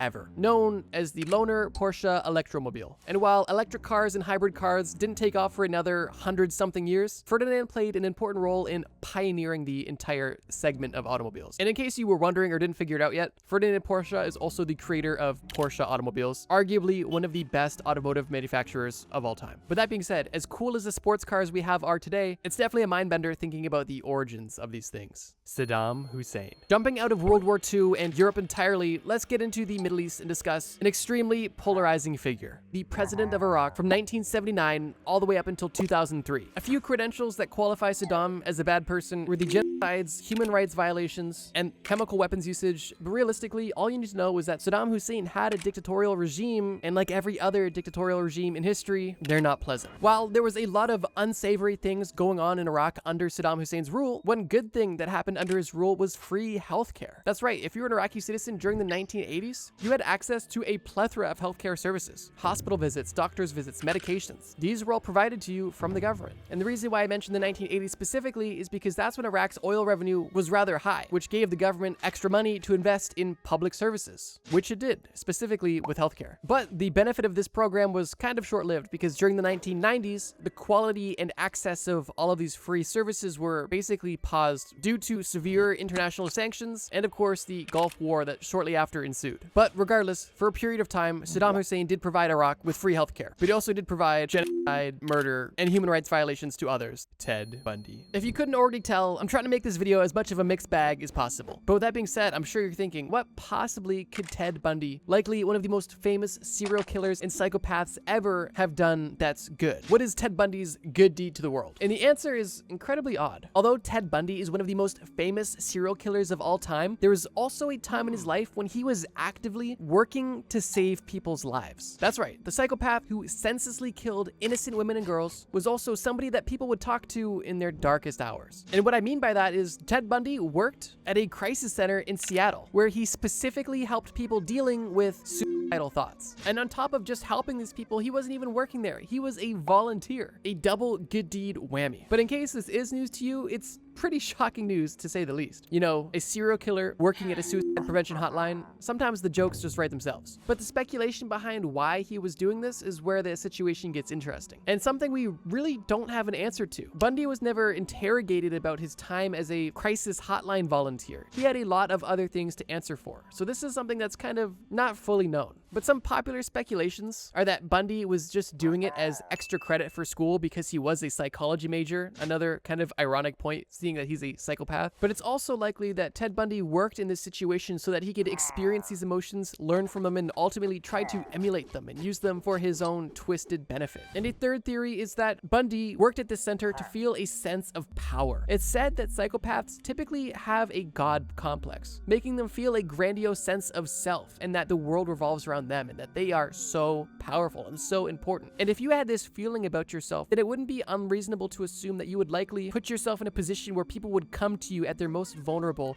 and essentially put their life in your hands. Even if they were potentially helping the other person, they were doing it for their own gain. So yeah, at one point in his life, one of the most notorious serial killers ever actually prevented people from ending their lives. And I'm curious, what do you think Ted Bundy's motives were for working in this position? Did he want to look inconspicuous? Did he want to learn about human emotion? Did he want to feel like he was in control? Or was he just looking for extra credit in school? I have no idea, but they're all likely considerations. And while we're on the topic of notorious serial killers, let's just get this one out of the way. John Wayne Gacy. Gacy is another one of the most notorious serial killers from America. And he's also another example of somebody living a pretty disturbing double life. Because to most, he seemed like a local member of the community. He appeared to have a successful contracting business, he was active in politics locally, and he was also well liked in the community for reasons we'll get into. But when nobody was looking and Gacy was alone with a victim, there was a twisted side that revealed itself. That specifically involved the torture, rape, and murder of at least 33 young boys and men, most of which he buried beneath his own home. But as I mentioned, every coin has two sides. And when Gacy wasn't ruining the lives of young boys and destroying families for generations to come, he would occasionally do things that would be considered actually good, most notably dressing up as Pogo the Clown and volunteering at children's hospitals and local events to bring cheer to children, which is obviously extremely eerie knowing what he actually brought to children. And on top of acting as a clown at others' events, he would also organize his own events, specifically neighborhood block parties, with food, drink, entertainment, anything you would want in a block party. And ironically, his events were typically attended by members of law enforcement, which once again only makes the reality of the situation that much darker. Similar to Ted Bundy, John Wayne Gacy was a killer hidden in plain sight, and truly a wolf in sheep's clothing. And while putting on events for your community and trying to bring joy to those in worse positions than yourself is definitely a noble pursuit, when you are doing so in order to find your next victim or to simply make yourself look less conspicuous, then you're almost not even a bad person doing good things. You're just a bad person pretending to do good things. It's so eerie to think that there are young boys and men that had completely opposite experiences with Pogo the Clown and Gacy. Some boys met Gacy and got a balloon animal, and some boys met Gacy and never saw their family again. And for that reason, it's hard to associate anything good with this person, much like every person on this list.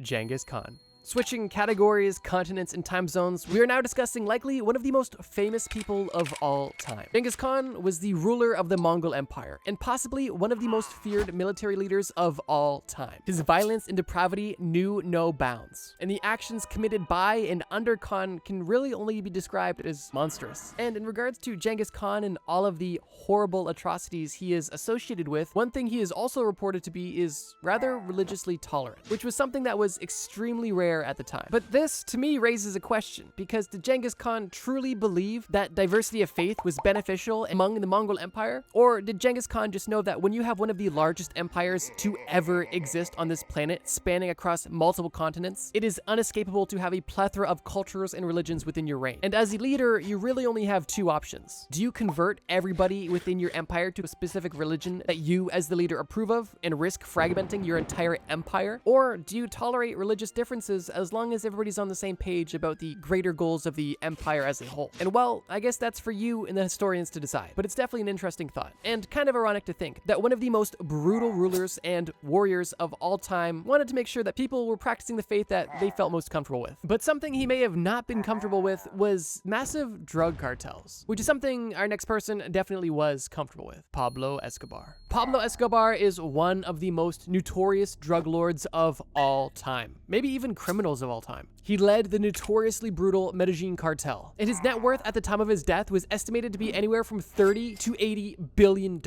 He made his billions trafficking cocaine from Mexico into the US from the 1980s to the 1990s. And he and his cartel reigned terror across Colombia and the rest of South America, and even in the United States, with the trafficking of the narcotics he was selling. But despite the lifetime of organized crime, drug smuggling, torture, murder, and a lot of other unsavory things, Pablo did have a soft spot, specifically for the poor. In the 1980s, during the peak of his business success, Pablo funded a lot of housing and infrastructure projects for poor people, specifically in Medellin, keeping people off the street and giving them a place to live, which is quite noble considering the vast amount of wealth he acquired. Although the methods he used to acquire this money is more than illegal, immoral, and unethical, considering all the bloodshed it took to acquire and maintain that fortune. To some in Medellin, Pablo Escobar seemed like a Robin Hood-esque figure. He took money from those who were looking to buy his product, and he gave back to the underprivileged in his community. But I'll be honest, if I was living in poverty on the side of the road and someone offered to give me a house, I really wouldn't care where the money came from, as long as the house was mine and I could live in it safely. And while we're on the topic of organized crime, let's talk about maybe one of the most famous gangsters of all time: Al Capone. Al Capone is one of the most notorious American gangsters, and he gained this notoriety during the Prohibition era because the government wanted to ban alcohol, and any legal sale was prohibited, meaning that there was a huge opportunity for illegal sale. Capone was the co-founder and boss of the Chicago mob from 1925 to 1931, but he spent most of his young life before that in organized crime as well. Capone's time in the mob involved political corruption, violence, illegal alcohol smuggling, bribery, and of course, murder and extortion. He was your quintessential mafia guy, but he, much like Pablo Escobar, had a soft spot for the underprivileged. And during the 1930s, when the Great Depression was going on, Al Capone used some of his wealth to actually fund soup kitchens for the unemployed. He opened a soup kitchen in Chicago and served thousands of meals for absolutely free. Similar to a few of the situations we discussed before, his motives are a bit unclear, because sure, he could have just out of the goodness of his heart wanted to do good for his community, but at the same time, opening up a soup kitchen in the same city that you have a huge public persona in is definitely good brownie points, and something that'll keep people off your radar and keep you in at least some people's good books. So his exact motivations for opening the soup kitchen aren't exactly clear, but it's undeniable that he did open a soup kitchen and feed thousands during one of the hardest economic times in American history. And while we're still on the topic of organized crime, I have one more sub-point, because it's actually not one person, it's a group, the Yakuza. In case you're unfamiliar, the Yakuza are the mafias or cartels of Japan. At this point, I don't think I need to exactly go into excruciating detail on why organized crime groups aren't,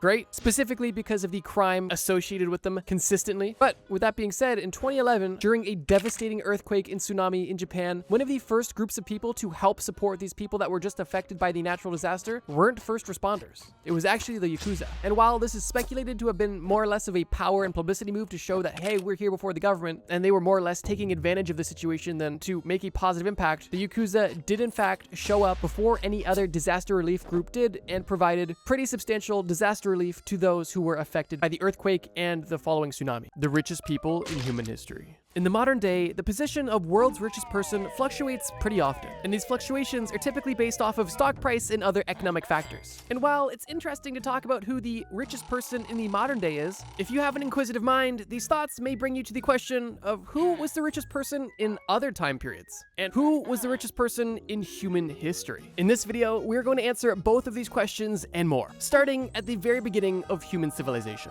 the Stone Age. It may serve as no surprise that because the Stone Age is, well, for the most part, prehistoric, we don't have any verifiable sources of wealthy individuals. That being said, that doesn't mean that we don't know what wealth looked like in the Stone Age, and for that reason, I wanted to at least quickly mention it. As I've mentioned in a few of our previous time period videos, wealth in the Stone Age was measured strictly in your ability to survive. And the things that granted your survival in the Stone Age were food, shelter, water, and community. And while those things may have no monetary value, in the Stone Age, being alive is a lot better than being dead with a pile of money. If you were rich in the Stone Age, you had a strong tribe around you. Your group consisted of strong, successful, ferocious hunters, attentive and expert gatherers, and passionate mothers taking care of the young. Humans in the Stone Age needed each other to survive, mainly because every aspect of life was work, and you can't do everything all by yourself. But in a tribe, tasks can be done by multiple people, allowing the group to survive. But outside of just tasks, the group also provided protection from natural predators, because in the Stone Age, humans weren't at the top of the food chain, and there was very much so natural predators that were wanting to eat you. But of course, community isn't the only thing that gave you wealth. Besides having this strong, tight-knit tribe, you also ensure that your tribe is located in a fruitful area of land. And what I mean by this is that hunting is bountiful. Animals consistently graze near your tribe, making hunting easy and consistent. But beyond just having a good location with consistent food and pelts, it's important that you have access to water, which is why you and your very wealthy tribe also have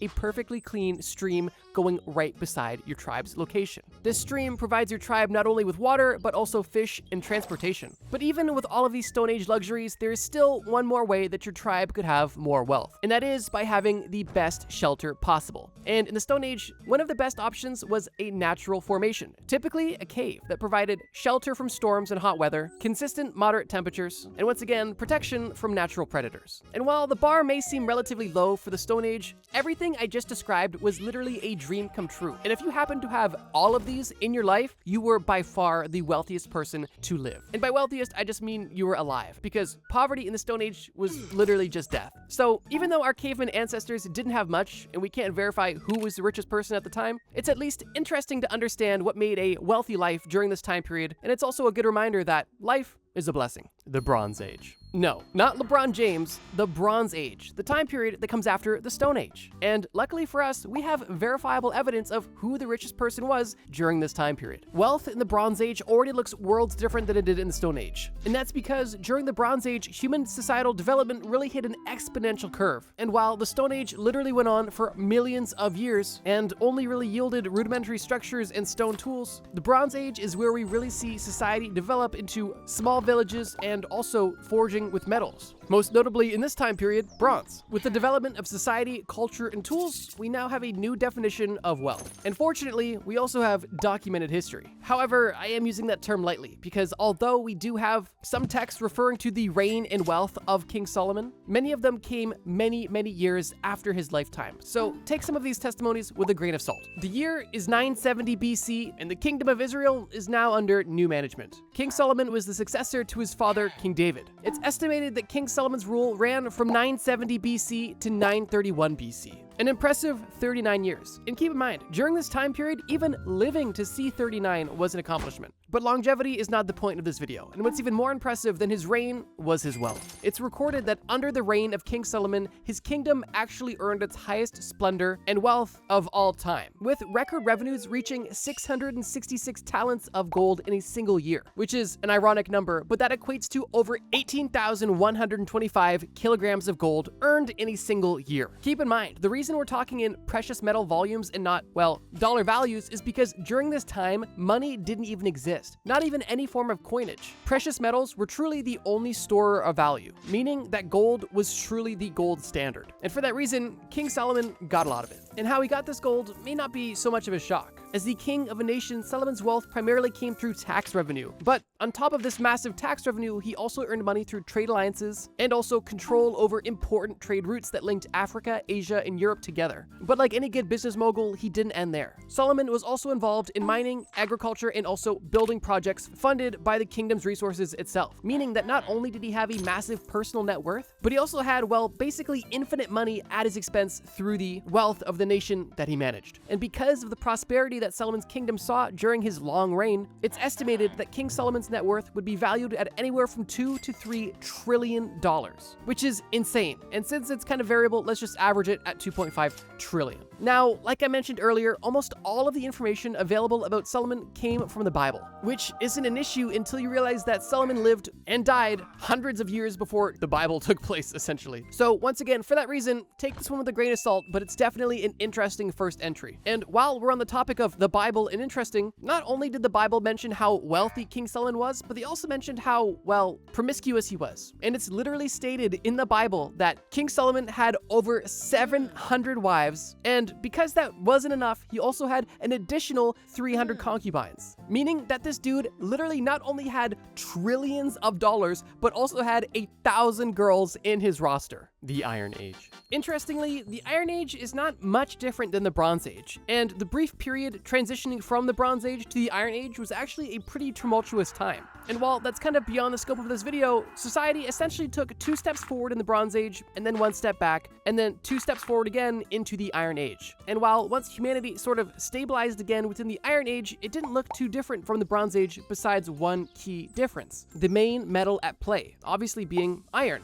But beyond the introduction of iron, we also see refinements and growth within the civilizations that were formed in the Bronze Age, or at least the ones that survived it. Consider that subtle foreshadowing. Now, once again, one of the richest people to ever exist, and most likely one of the richest people in all of the Iron Age, was a man known as King Croesus. And Croesus was the king of Lydia, a wealthy kingdom that existed in modern-day Turkey. Croesus had a relatively short reign, only reigning from 560 BC to 546 BC, roughly 14 years. But during this time, Croesus became an icon of wealth. And he was so rich, in fact, that the phrase, "as rich as Croesus," actually not only gained steam during his reign, but also existed for millennia after his death. But the story of Croesus and Lydia isn't all sunshine and rainbows, because although he did have immense wealth, his reign and life did eventually end up being cut short. But before we describe that, how exactly did he earn all this wealth? As a king, it may come as no surprise that Croesus' wealth was primarily earned through taxation, trade routes, and natural resources within the Kingdom of Lydia. Interestingly, in the Kingdom of Lydia,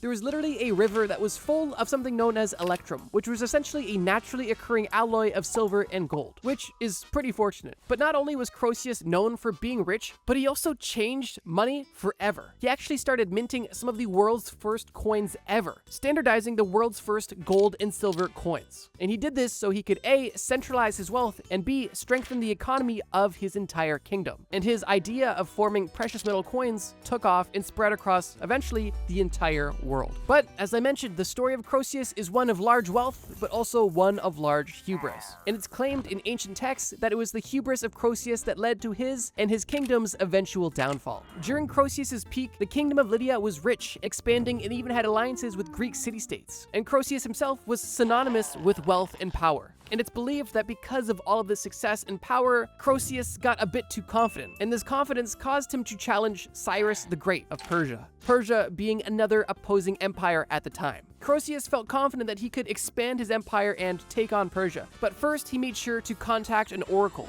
and it's written that this oracle that Croesus consulted prophesied that, quote, Croesus would destroy a great empire. And it's believed that Croesus interpreted this message as he had already won the war, so he could begin it and win with ease. Although the opposite was true, and the empire that Croesus would destroy was actually his own. And in 546 BC, Lydia fell to Persia, and it's believed that Croesus was either executed or spared and turned into an advisor for Cyrus. At the peak of his net worth, it's estimated that Croesus had roughly a net worth of $500 billion. Which, I mean, compared to the previous trillionaire, doesn't sound that much, but this net worth is still insanely impressive. And remember, like King Solomon, this wealth was not stored in cash, stocks, crypto. This money was in physical gold and silver. And dude had so much money and so much time that he literally decided to create coinage. I bet King Solomon would have created coinage too if he wasn't messing around with 1,000 women, the classical era. The classical era is where things begin to get really interesting because history is getting more and more documented and wealth is becoming more and more, well, common. That being said, when I had to choose one rich person to represent the classical era, the option was obvious, and it started with me thinking about one of the most iconic empires that existed during the classical era, that being the Roman Empire. And when you think of Roman Empire, who do you think of? Julius Caesar wouldn't have been a wrong answer, but believe it or not, Julius Caesar wasn't actually the richest Roman. However, who is regarded as one of the richest, if not the richest Roman, was his adopted son, Augustus Caesar. And Augustus Caesar was getting that bag. Augustus Caesar was born in 63 BC, and after winning probably the biggest lottery in all of human history, he was adopted by Julius Caesar, the infamous dictator of Rome at the time. Augustus was brought up surrounded by wealth, power, influence, and strategy, and truly learned the ropes from one of the most iconic people to ever live. That being said, when Julius Caesar was assassinated, there was a massive power vacuum, and Augustus had some major shoes to fill. However, he did exactly that. And not only did he rise to power through political skill, but he also formed strategic alliances and had numerous military victories under his belt. And because of this, at the relatively young age of only 36, Augustus Caesar actually officially formed the Roman Empire. If you're a fan of the channel, then you know that we've talked about the Roman Empire at length through our almost 100 videos. And ironically, my second video ever was actually a video about why the Roman Empire fell. And while that's outside the scope of the video, I thought I would mention it, because the Roman Empire has way more lore than I can summarize right now. Let's focus back in on Augustus. Following suit with other kings and leaders we've discussed so far, Augustus accumulated his massive wealth through the major expansion of the Roman territory, massive conquests, and the spoils of war. On top of this, having one of the strongest empires allowed him to have a steady stream of taxation, provincial revenues, and even tributes from conquered land. And conquer land he did.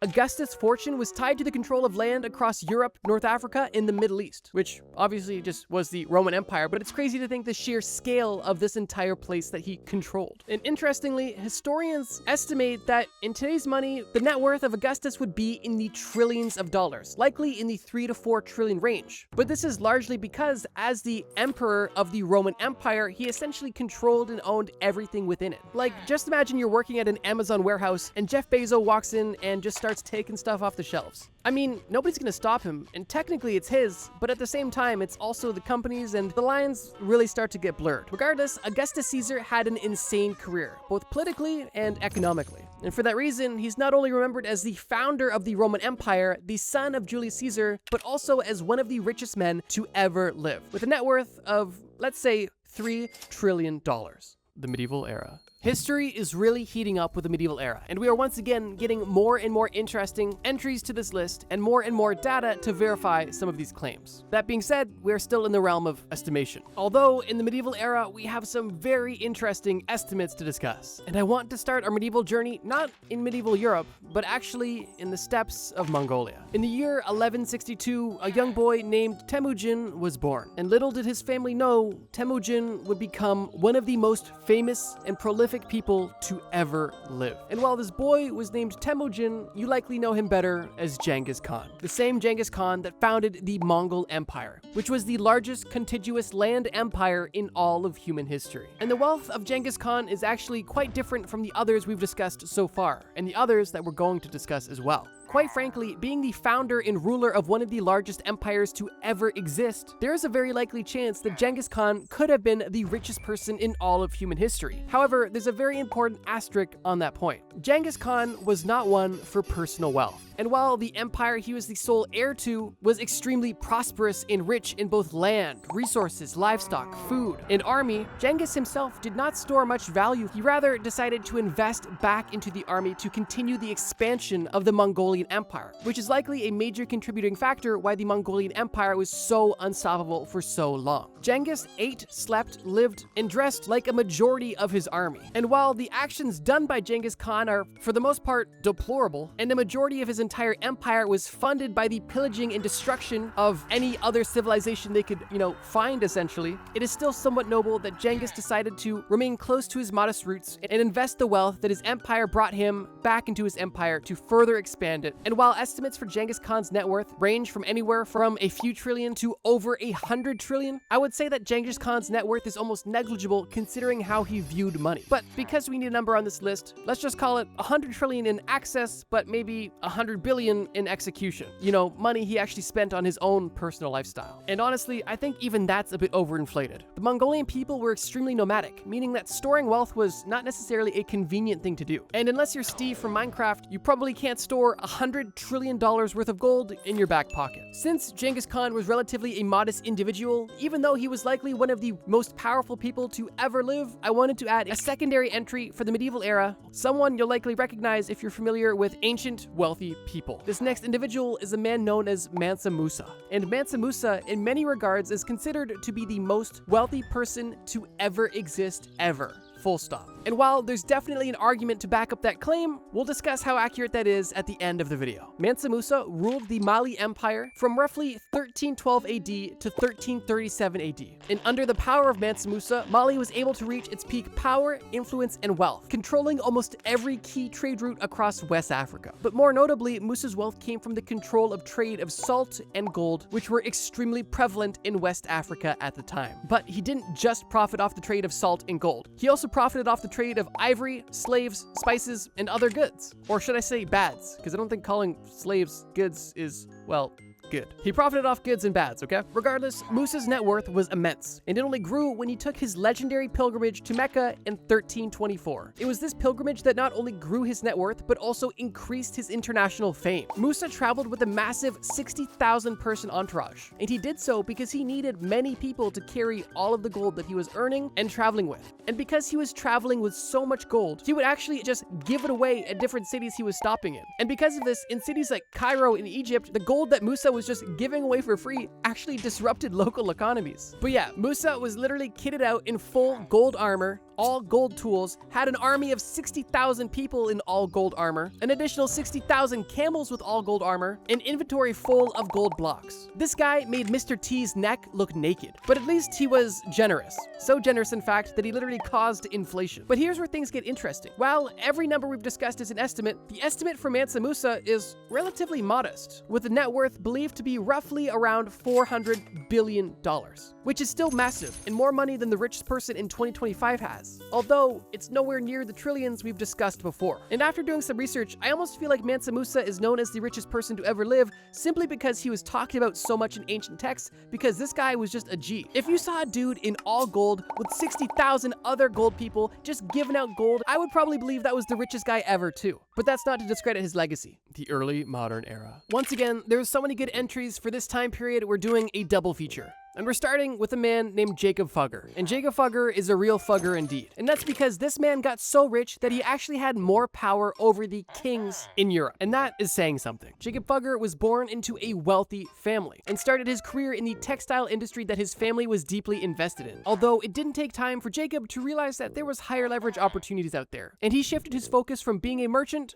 to being a bank for merchants. And with that, he made a massive fortune. And with that fortune, he got into some very interesting situations, specifically funding politicians to have power in parliament, and also by expanding his mining operation to create essentially a monopoly over the copper market in Europe. Jacob Fugger had so much money that he was literally known as Jacob Fugger the Rich. But he wasn't only known as a businessman. Like I mentioned, his career in politics made him known as a kingmaker, because he was giving out massive loans to Maximilian I and Charles V, both of which who ended up becoming massively powerful people within Europe. But Fugger wasn't only funding kings, he literally financed the creation of the Vatican. And to bankroll the construction of the Vatican, he actually started minting his own coins known as papal coins. And it was actually with Fugger's involvement with the Vatican that led to the eventual sale of indulgences, which was literally a ticket to heaven, which eventually sparked the entire Protestant Reformation. Regardless, Jacob Fugger was a very rich man. From textiles to mining to banker, Fugger did it all. And while he didn't do it all ethically, he did it. And it's estimated that his personal net worth was roughly 2% of Europe's GDP at the time, which would equate to roughly $400 billion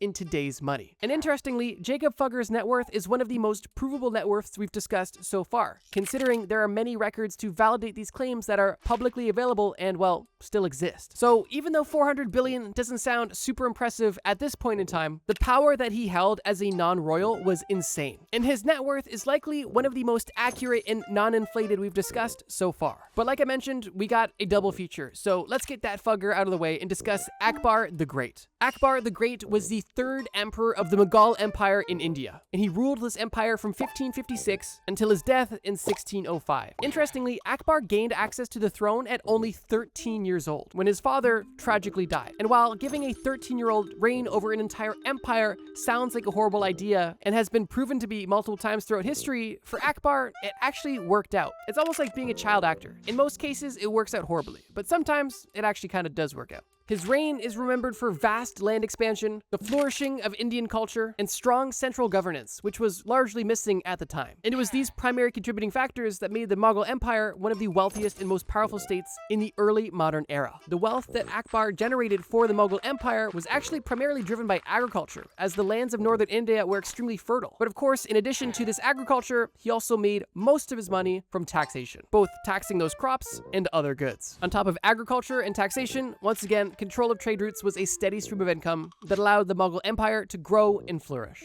And due to this political success and economic growth, he ended up making the empire extremely rich, like 25% of the entire world's GDP rich, which equates to roughly $30 trillion in today's money. And unlike Genghis Khan, Akbar knew how to spend some money. He was known for his opulence, and so were his courtrooms and official government buildings. I wanted to add these two examples specifically for the early modern era because the examples are so vastly different, both in how they started their lives, acquired their wealth, and obviously the shocking difference in net worth between these two individuals. But keep in mind, for Akbar specifically, this 25% of global GDP is the wealth of the empire he controlled, not his personal wealth. And while that line was relatively blurred, even if we say he conservatively only paid himself 10% of that, we can estimate that his personal net worth was roughly around 3 trillion, although he had access to up to 30 trillion. So I'll let you be the judge of that. The modern era. Ladies and gentlemen, we have finally made it to the time period that we are currently existing in. With that being said, the modern era is considered to be from 1800 to today, meaning that we have a lot of ground to cover and many notable and documented individuals to discuss. So for that reason, I'm going to make this last time period a bit of a speed round. I want to first discuss Cornelius Vanderbilt, a man who lived from 1794 to 1877, and he was a man who was known as the first American business tycoon. And that he was. Vanderbilt built his fortune primarily through shipping routes and railroads, and he started his career as a ferry operator in the New York City harbor, where he was first exposed to commercial transportation, which later inspired him to start his focus on railroads and expansion across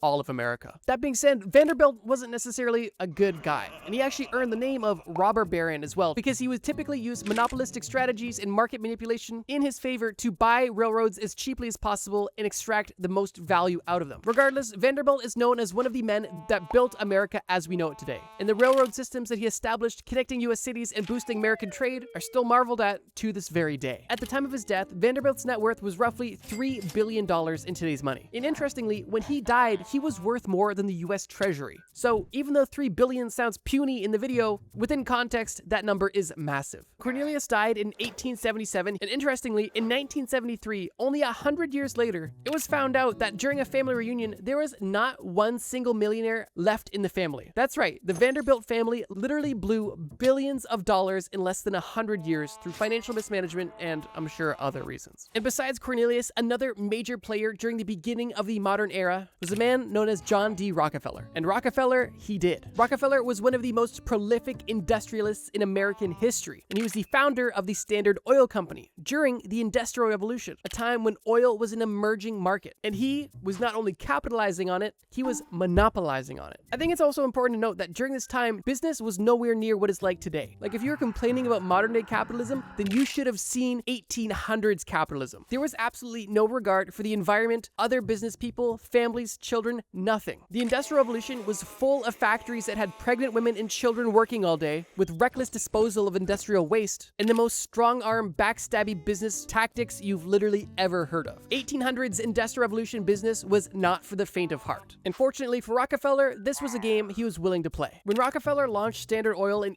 1870, he grew the company rapidly by essentially undercutting all of his competition. And then with the revenue he gained through undercutting this competition, he then bought out all of his competitors. And only 2 years after starting Standard Oil in 1872, there was a small few-month streak where Rockefeller bought 22 of the 26 oil refineries in Cleveland alone. And this purchasing streak was so impactful on Cleveland that it was literally known as the Cleveland Massacre. But Rockefeller didn't just undercut and buy every oil refinery he could. He also made sure to integrate vertically, controlling everything from the production, transportation, and sales of any oil product. And during the late 1870s, Standard Oil was literally refining over 90% of America's oil. And eventually, people were fed up with it. And I think in some cases, Rockefeller was truly seen as the first real example of true corporate greed, a symbol and theme that would continue until, well, today. Rockefeller's company, Standard Oil, got so big, in fact, that in 1911, the Supreme Court forced him to break up his company into 34 smaller companies, which he did, and ironically, this division only led to an increase of net worth for Rockefeller. Rockefeller was not a good guy, but there are a lot of things we use every single day that have been influenced from his work,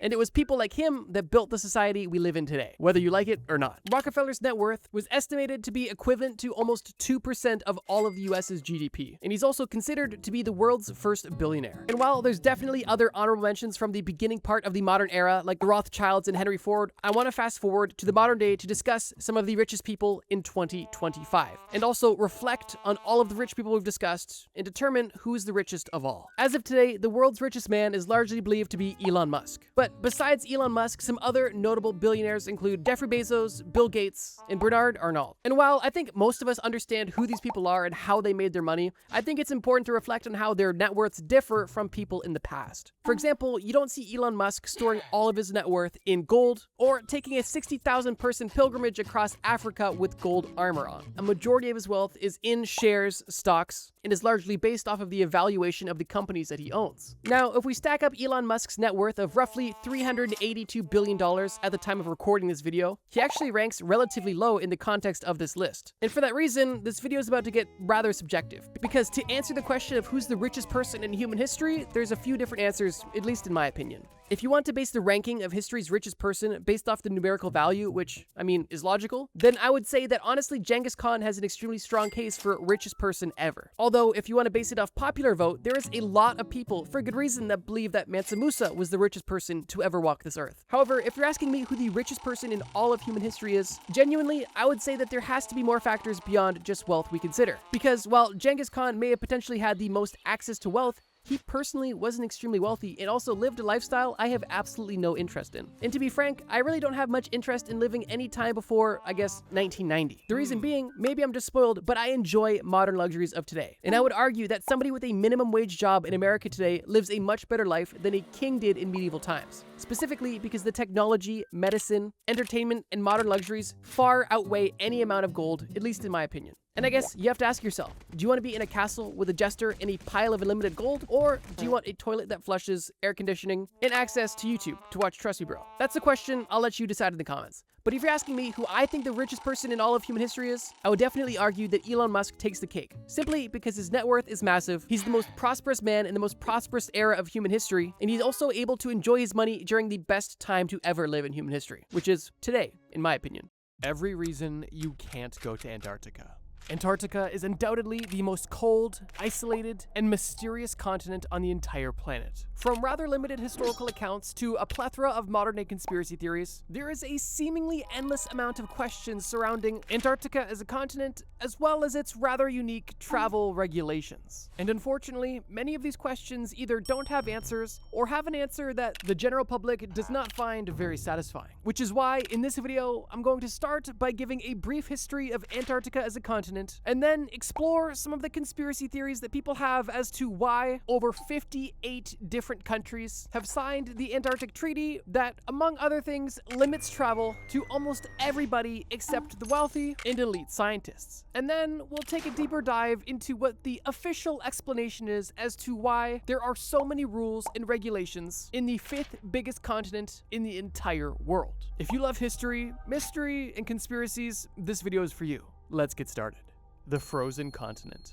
Antarctica is not only the coldest place on Earth, but it's also the driest and windiest. It exists in the southernmost point in the entire world, and 98% of its landmass is covered with an ice sheet almost 5 kilometers thick in some places. And it's actually in that thick ice where we find 70% of the world's fresh water. However, it still, kind of ironically, is considered a desert, which, while interesting, makes sense considering the minuscule amount of precipitation the continent sees on an annual basis. But basic fun facts aside, I want to dive into the history of Antarctica, because even that element of this continent's lore is rather mysterious and elusive in its own regard. While some of the earliest recorded sightings and landings of Antarctica date all the way back to the early 1800s, the first known recorded theories and concepts of Antarctica predate the earliest sightings by thousands of years, and even predate the Common Era. The first known recorded theory of a large landmass existing at the South Pole took place in roughly 350 BC by Greek philosophers, and it was actually at this time where they coined the term Antarctica, or as it was known in Greek, Antarkitos, which roughly translates to opposite the Arctic. And the reason for this theory or hypothesis had absolutely nothing to do with observation or geographic calculation. It was simply a guess that because there were so many landmasses in the northern hemisphere, there obviously had to be more unknown continents in the southern hemisphere as well. But in case you're wondering what the logic was, to put it simply, it was balance. That's right, just balance. Why? Because the world simply wouldn't be balanced without it. And while it's a seemingly funny hypothesis, it had a lot more validity than they could ever know. It wouldn't be until hundreds of years after these initial theories that we would start to see this concept be put into practice. And how this looked was in roughly 150 AD, half Roman, half Egyptian geographer Claudius Ptolemy would begin including a vast landmass in the maps he would create. He would call this landmass Terra Australis, which roughly translated to southern land. And while at this point there was still no evidence at all of a large southern continent existing, there was at least enough speculation that such a landmass could exist to begin putting it into official maps and documents. And if you're curious what the justification was for this speculation nearly 500 years later was, well, it wasn't just balance, it was also symmetry, which is kind of still balance. But yeah, OCD didn't exist back in my day. Regardless, following the introduction of Terra Australis in maps after 150 AD, almost every map following that time would include it, although there was never any evidence to justify it. One notable example of the persistent belief in this theory is basically any map from the medieval era. Between the 15th and 18th centuries, in medieval Europe and beyond, maps either included Terra Australis, once again Latin for southern land, or an extremely similar southern landmass known as Terra Australis Incognita, translating to the unknown southern land, essentially representing the same thing, although with a bit more honesty. However, even with all of the European maps from the medieval era claiming this continent existed, it wouldn't be until hundreds of years later, once again, that it would finally be spotted. With January 27th, 1820 being the generally accepted first ever recorded sighting of the continental landmass of Antarctica. The expedition responsible for this first ever recorded sighting actually started all the way back in 1819. During the time, Tsar Alexander, the Emperor of Russia, authorized an expedition to explore the Southern Ocean and to continue the work of James Cook, which put briefly was to search for land near the South Pole, to determine whether or not the whole Terra Australis concept had any validity. This brand new and lofty expedition was commanded by Fabian Gottlieb Benjamin von Bellingshausen, or Fabian for short. Fabian was a German naval officer, cartographer, and was already an explorer in the Imperial Russian Navy, meaning he had the connections and the credentials to be the man for the job. And with him in command and an expert team behind him and his crew set sail in July of 1819, beginning a journey that would not only change history forever, but would also leave these men at sea for over 2 years. After initially setting sail, it wouldn't be until roughly 6 months later in January of 1820 that Fabian and his crew would not only cross into the Arctic Circle for the first time ever since James Cook, and also discover something never seen before, something they described as an ice sheet of extreme height. Obviously, what they witnessed was the ice wall, the wall that surrounds our very flat Earth and keeps us all safe. I'm totally kidding, but we'll be getting to the conspiracies soon. What it's believed that they saw during this expedition was the Fimbul Ice Shelf, a part of continental Antarctica just off of Queen Maud Land. Following this initial sighting, Fabian and his team circumnavigated Antarctica twice, and even spent time on land, briefly exploring all of the beauty Antarctica had to offer. But besides just sightseeing, while in Antarctica, Fabian and his team also conducted scientific work and began officially mapping this continent that prior to this time only existed in theory and mythology. Now, while it's not extremely relevant, I figured it was worth mentioning that even though Fabian Bellingshausen is most commonly credited as the first to spot and discover Antarctica, there were two other explorers that also witnessed Antarctica within the same year. Edward Bransfield was a British explorer who sighted the Antarctic Peninsula only 3 days after Fabian witnessed the ice shelf, and later that same year in November, Nathaniel Palmer, an American explorer, also sighted the Arctic Peninsula, which is pretty interesting. It almost reminds me of an early version of the space race. But of course, instead of going to space, they went to ice. But this is where things truly begin to get weird. Because, like many things in this life, fact is stranger than fiction. And while it was weird to have this hypothesized continent existing at the bottom of the Earth, finding out that it existed only made things a lot more complex. And this is because, after the newly discovered existence of Antarctica, we quickly see a stark contrast in who is allowed to go to Antarctica and what they are allowed to do there.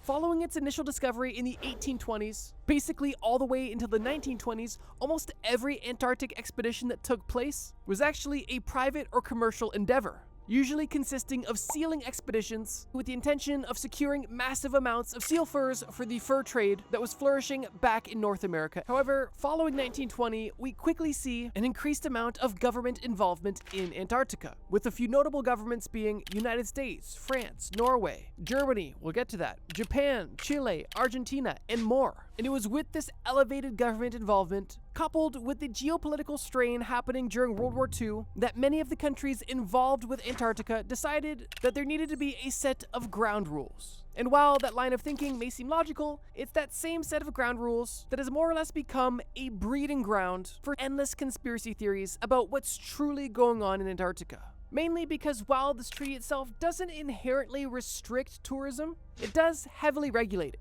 making a location that's already extremely difficult to visit that much more difficult. And in most cases, the main result of this treaty was that if you are not a top-level scientist or an extremely wealthy individual, you have basically no chance of visiting Antarctica. However, even if you are one of the lucky few that is able to make it onto this elusive continent, your time, actions, and experiences are all heavily regulated and highly monitored, which, once again, only stokes the flames in the conspiracy theory fire. And while I'm of course going to dive deep into the official narrative, as well as outline the specifics of this now infamous treaty signed over 67 years ago, I thought it could be fun if we first explore some of the most popular conspiracy theories surrounding this treaty and the entire continent of Antarctica as a whole, before I inevitably kill the fun and reveal the man behind the curtain by discussing the official narrative. But we're not there yet, so let's put on our tinfoil hats and have some fun. Antarctic conspiracies. Unsurprisingly, almost all of these conspiracy theories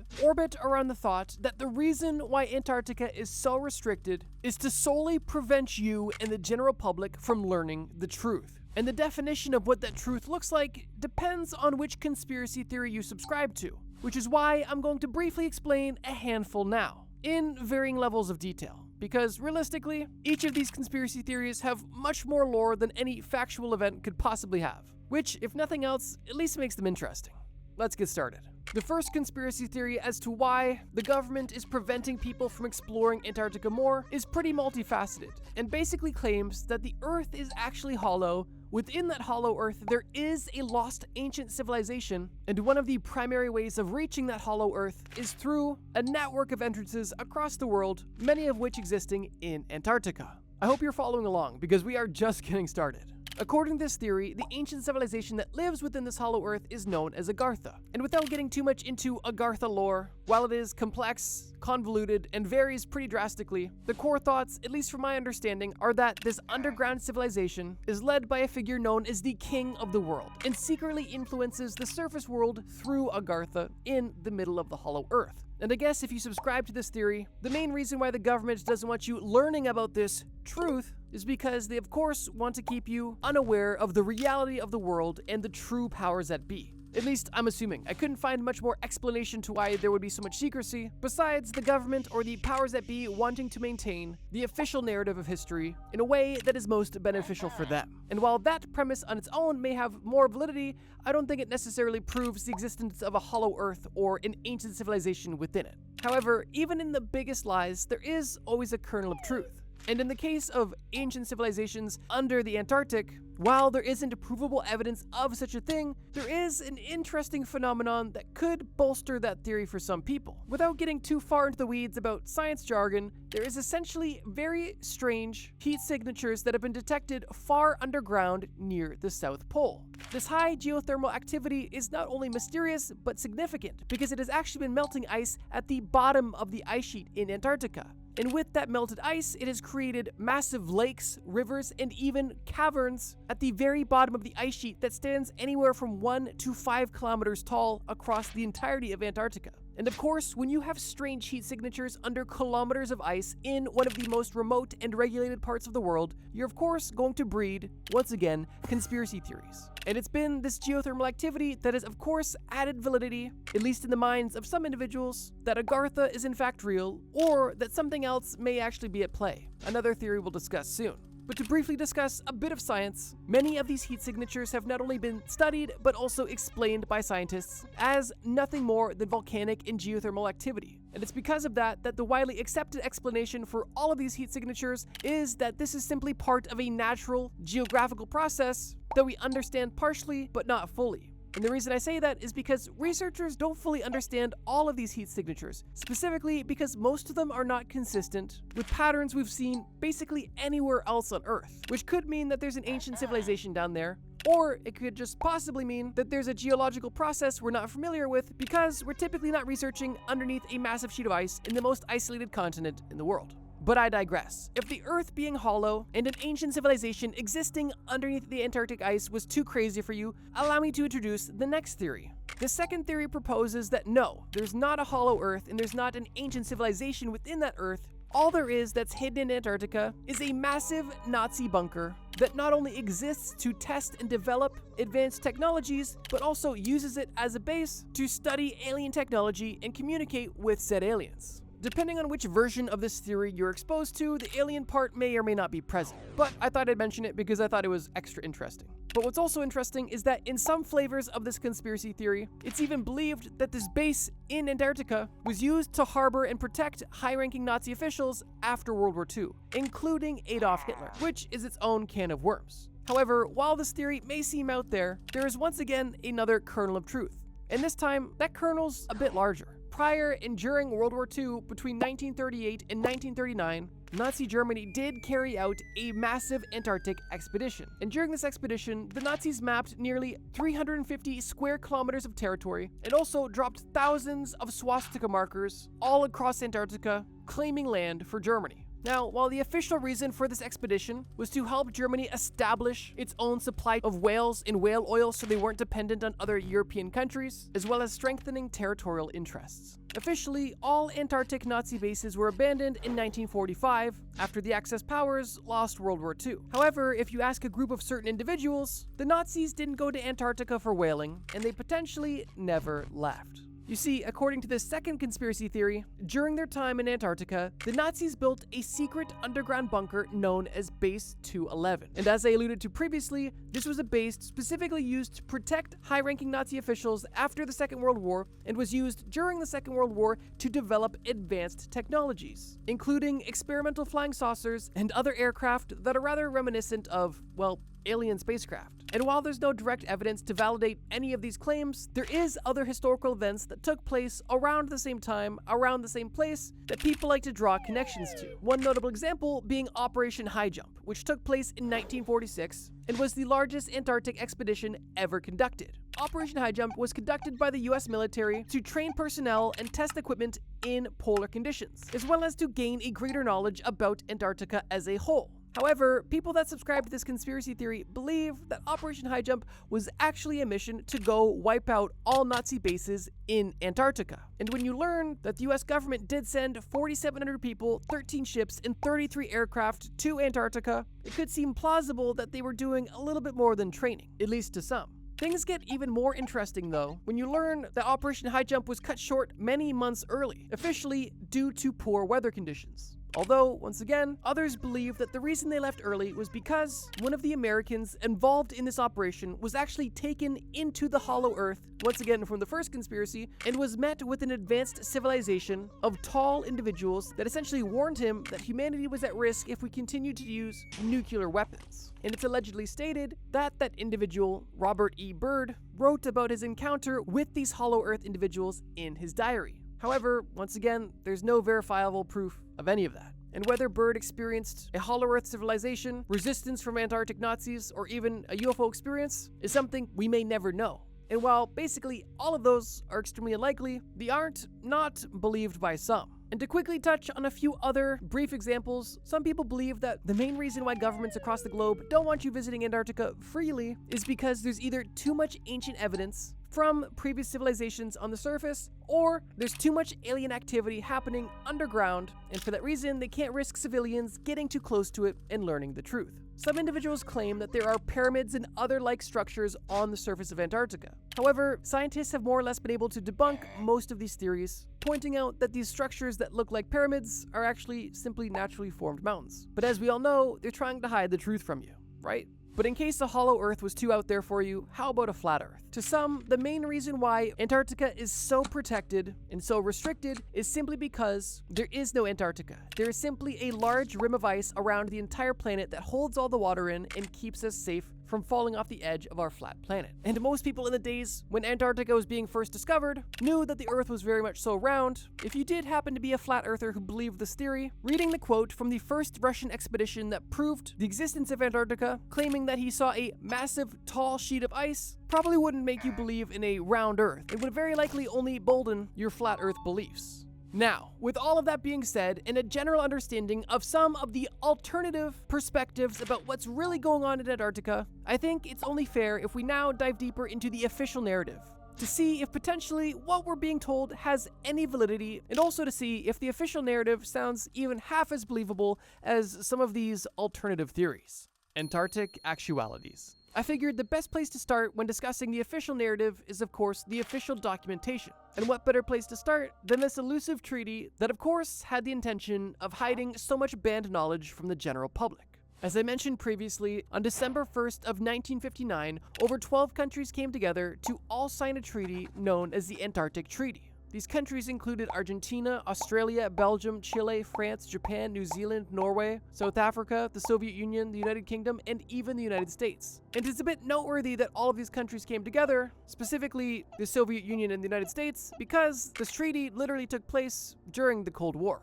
definitely proving that this treaty was very important. Although the treaty was signed in 1959, it wasn't entered into force until June 23rd, 1961. And when it was put into force, the stated main goal of this treaty was to prevent Antarctica from becoming a zone of conflict, territorial dispute, or a place of military activity. And to me, that makes a lot of sense, especially considering the fact that this was during the Cold War, a time of heightened global tensions, and also not long after the Second World War, where we literally saw the Nazis building bases and putting swastikas all over the place willy-nilly. To me, that goal sounds pretty noble. Although, when we are discussing global governments and nobility, things can get a bit muddy. But that's besides the point. The actual treaty itself is relatively short, only containing 14 articles. Although, all of these articles pretty clearly reflect the publicly stated goal of the treaty as a whole, which I will briefly summarize in order now. Article 1. Peaceful purposes only. Antarctica can only be used for peaceful purposes, and it explicitly bans any form of military activity.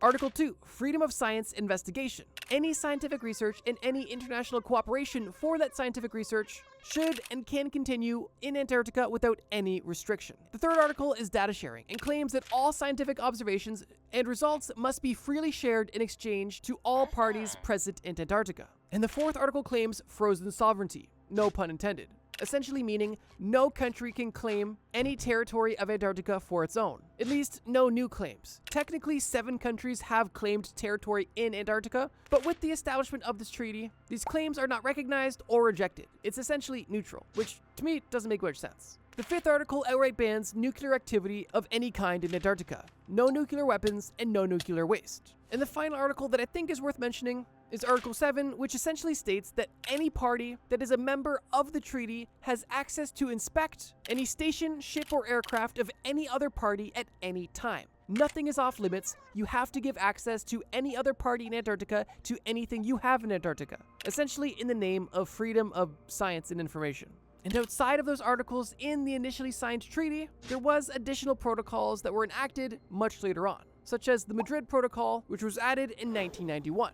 And this entire protocol was created in the name of environmental protection, or so they claim. The Madrid Protocol designated Antarctica as a natural reserve devoted to peace and science. And within this protocol came strict regulation for tourism, the banning of mining of any sort, as well as large-scale assessments of the environmental impacts of Antarctica on the world and of human activity in Antarctica. Realistically, we could get really deep into the weeds into massive, multinational legal jargon. But the overarching point of the original Antarctic Treaty was to neutralize and demilitarize a massive, uninhabited continent before things got too crazy, which in my opinion makes a lot of sense, especially considering the time the treaty was signed. And of course, over time, inevitably, more laws and regulations were put into place. However, in the case of additional protocols being added into the Antarctic Treaty System, basically everything that was added was in the name of protecting the extremely fragile ecosystem that exists in Antarctica, a place that has existed longer than humans have ever existed, meaning it likely contains secrets we are completely unaware of. However, whether those secrets are ancient Nazi aliens or simply fragile life forms in a remote environment is completely up to you to decide. But to answer the overarching question in this entire video, if you want to be honest about why you can't go to Antarctica, you first need to understand that you can go to Antarctica, and that there is no formal ban of travel to Antarctica by any one group. However, because of the multinational treaty with the intention of protecting the ecosystem, as well as tourists looking to experience it, there are a plethora of regulations and rules put in place, once again, for the safety of the ecosystem and the traveler. And realistically, one of the biggest factors keeping people away from Antarctica is simply the geographic reality. There's essentially no residential development in Antarctica. It is extremely remote and desolate. The temperatures and overall weather conditions are extremely brutal, and even the most convenient methods of traveling to Antarctica are expensive and time-consuming. Meaning that while yes, there are plenty of governmental regulations associated with Antarctica, another equally large factor is simply nature itself. Now, with all of that being said, I will concede a couple of things. It is a bit strange that almost all of a sudden, we had 12 initial countries, over 56 countries now, all agree to the same treaty, and I also find it interesting that Antarctica is basically the only place in the world where the government goes out of their way to care about the environment and your personal safety. However, while this treaty definitely seems convenient, in most cases, people's imaginations run wild simply because there are so many questions we simply don't know in regards to Antarctica, and our monkey brains love to try to fill the gaps. And I think one of the best ways to summarize this video is that while yes, most people will never visit Antarctica, it's not because they're not allowed.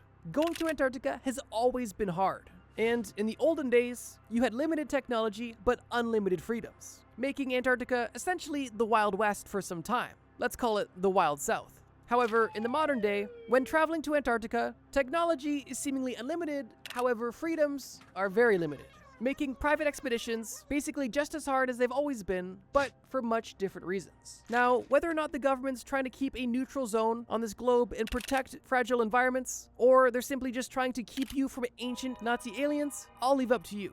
But if you leave this video learning one thing, let it be this. You can travel to Antarctica. However, the reason you can't do whatever you want there is still debated and maybe forever.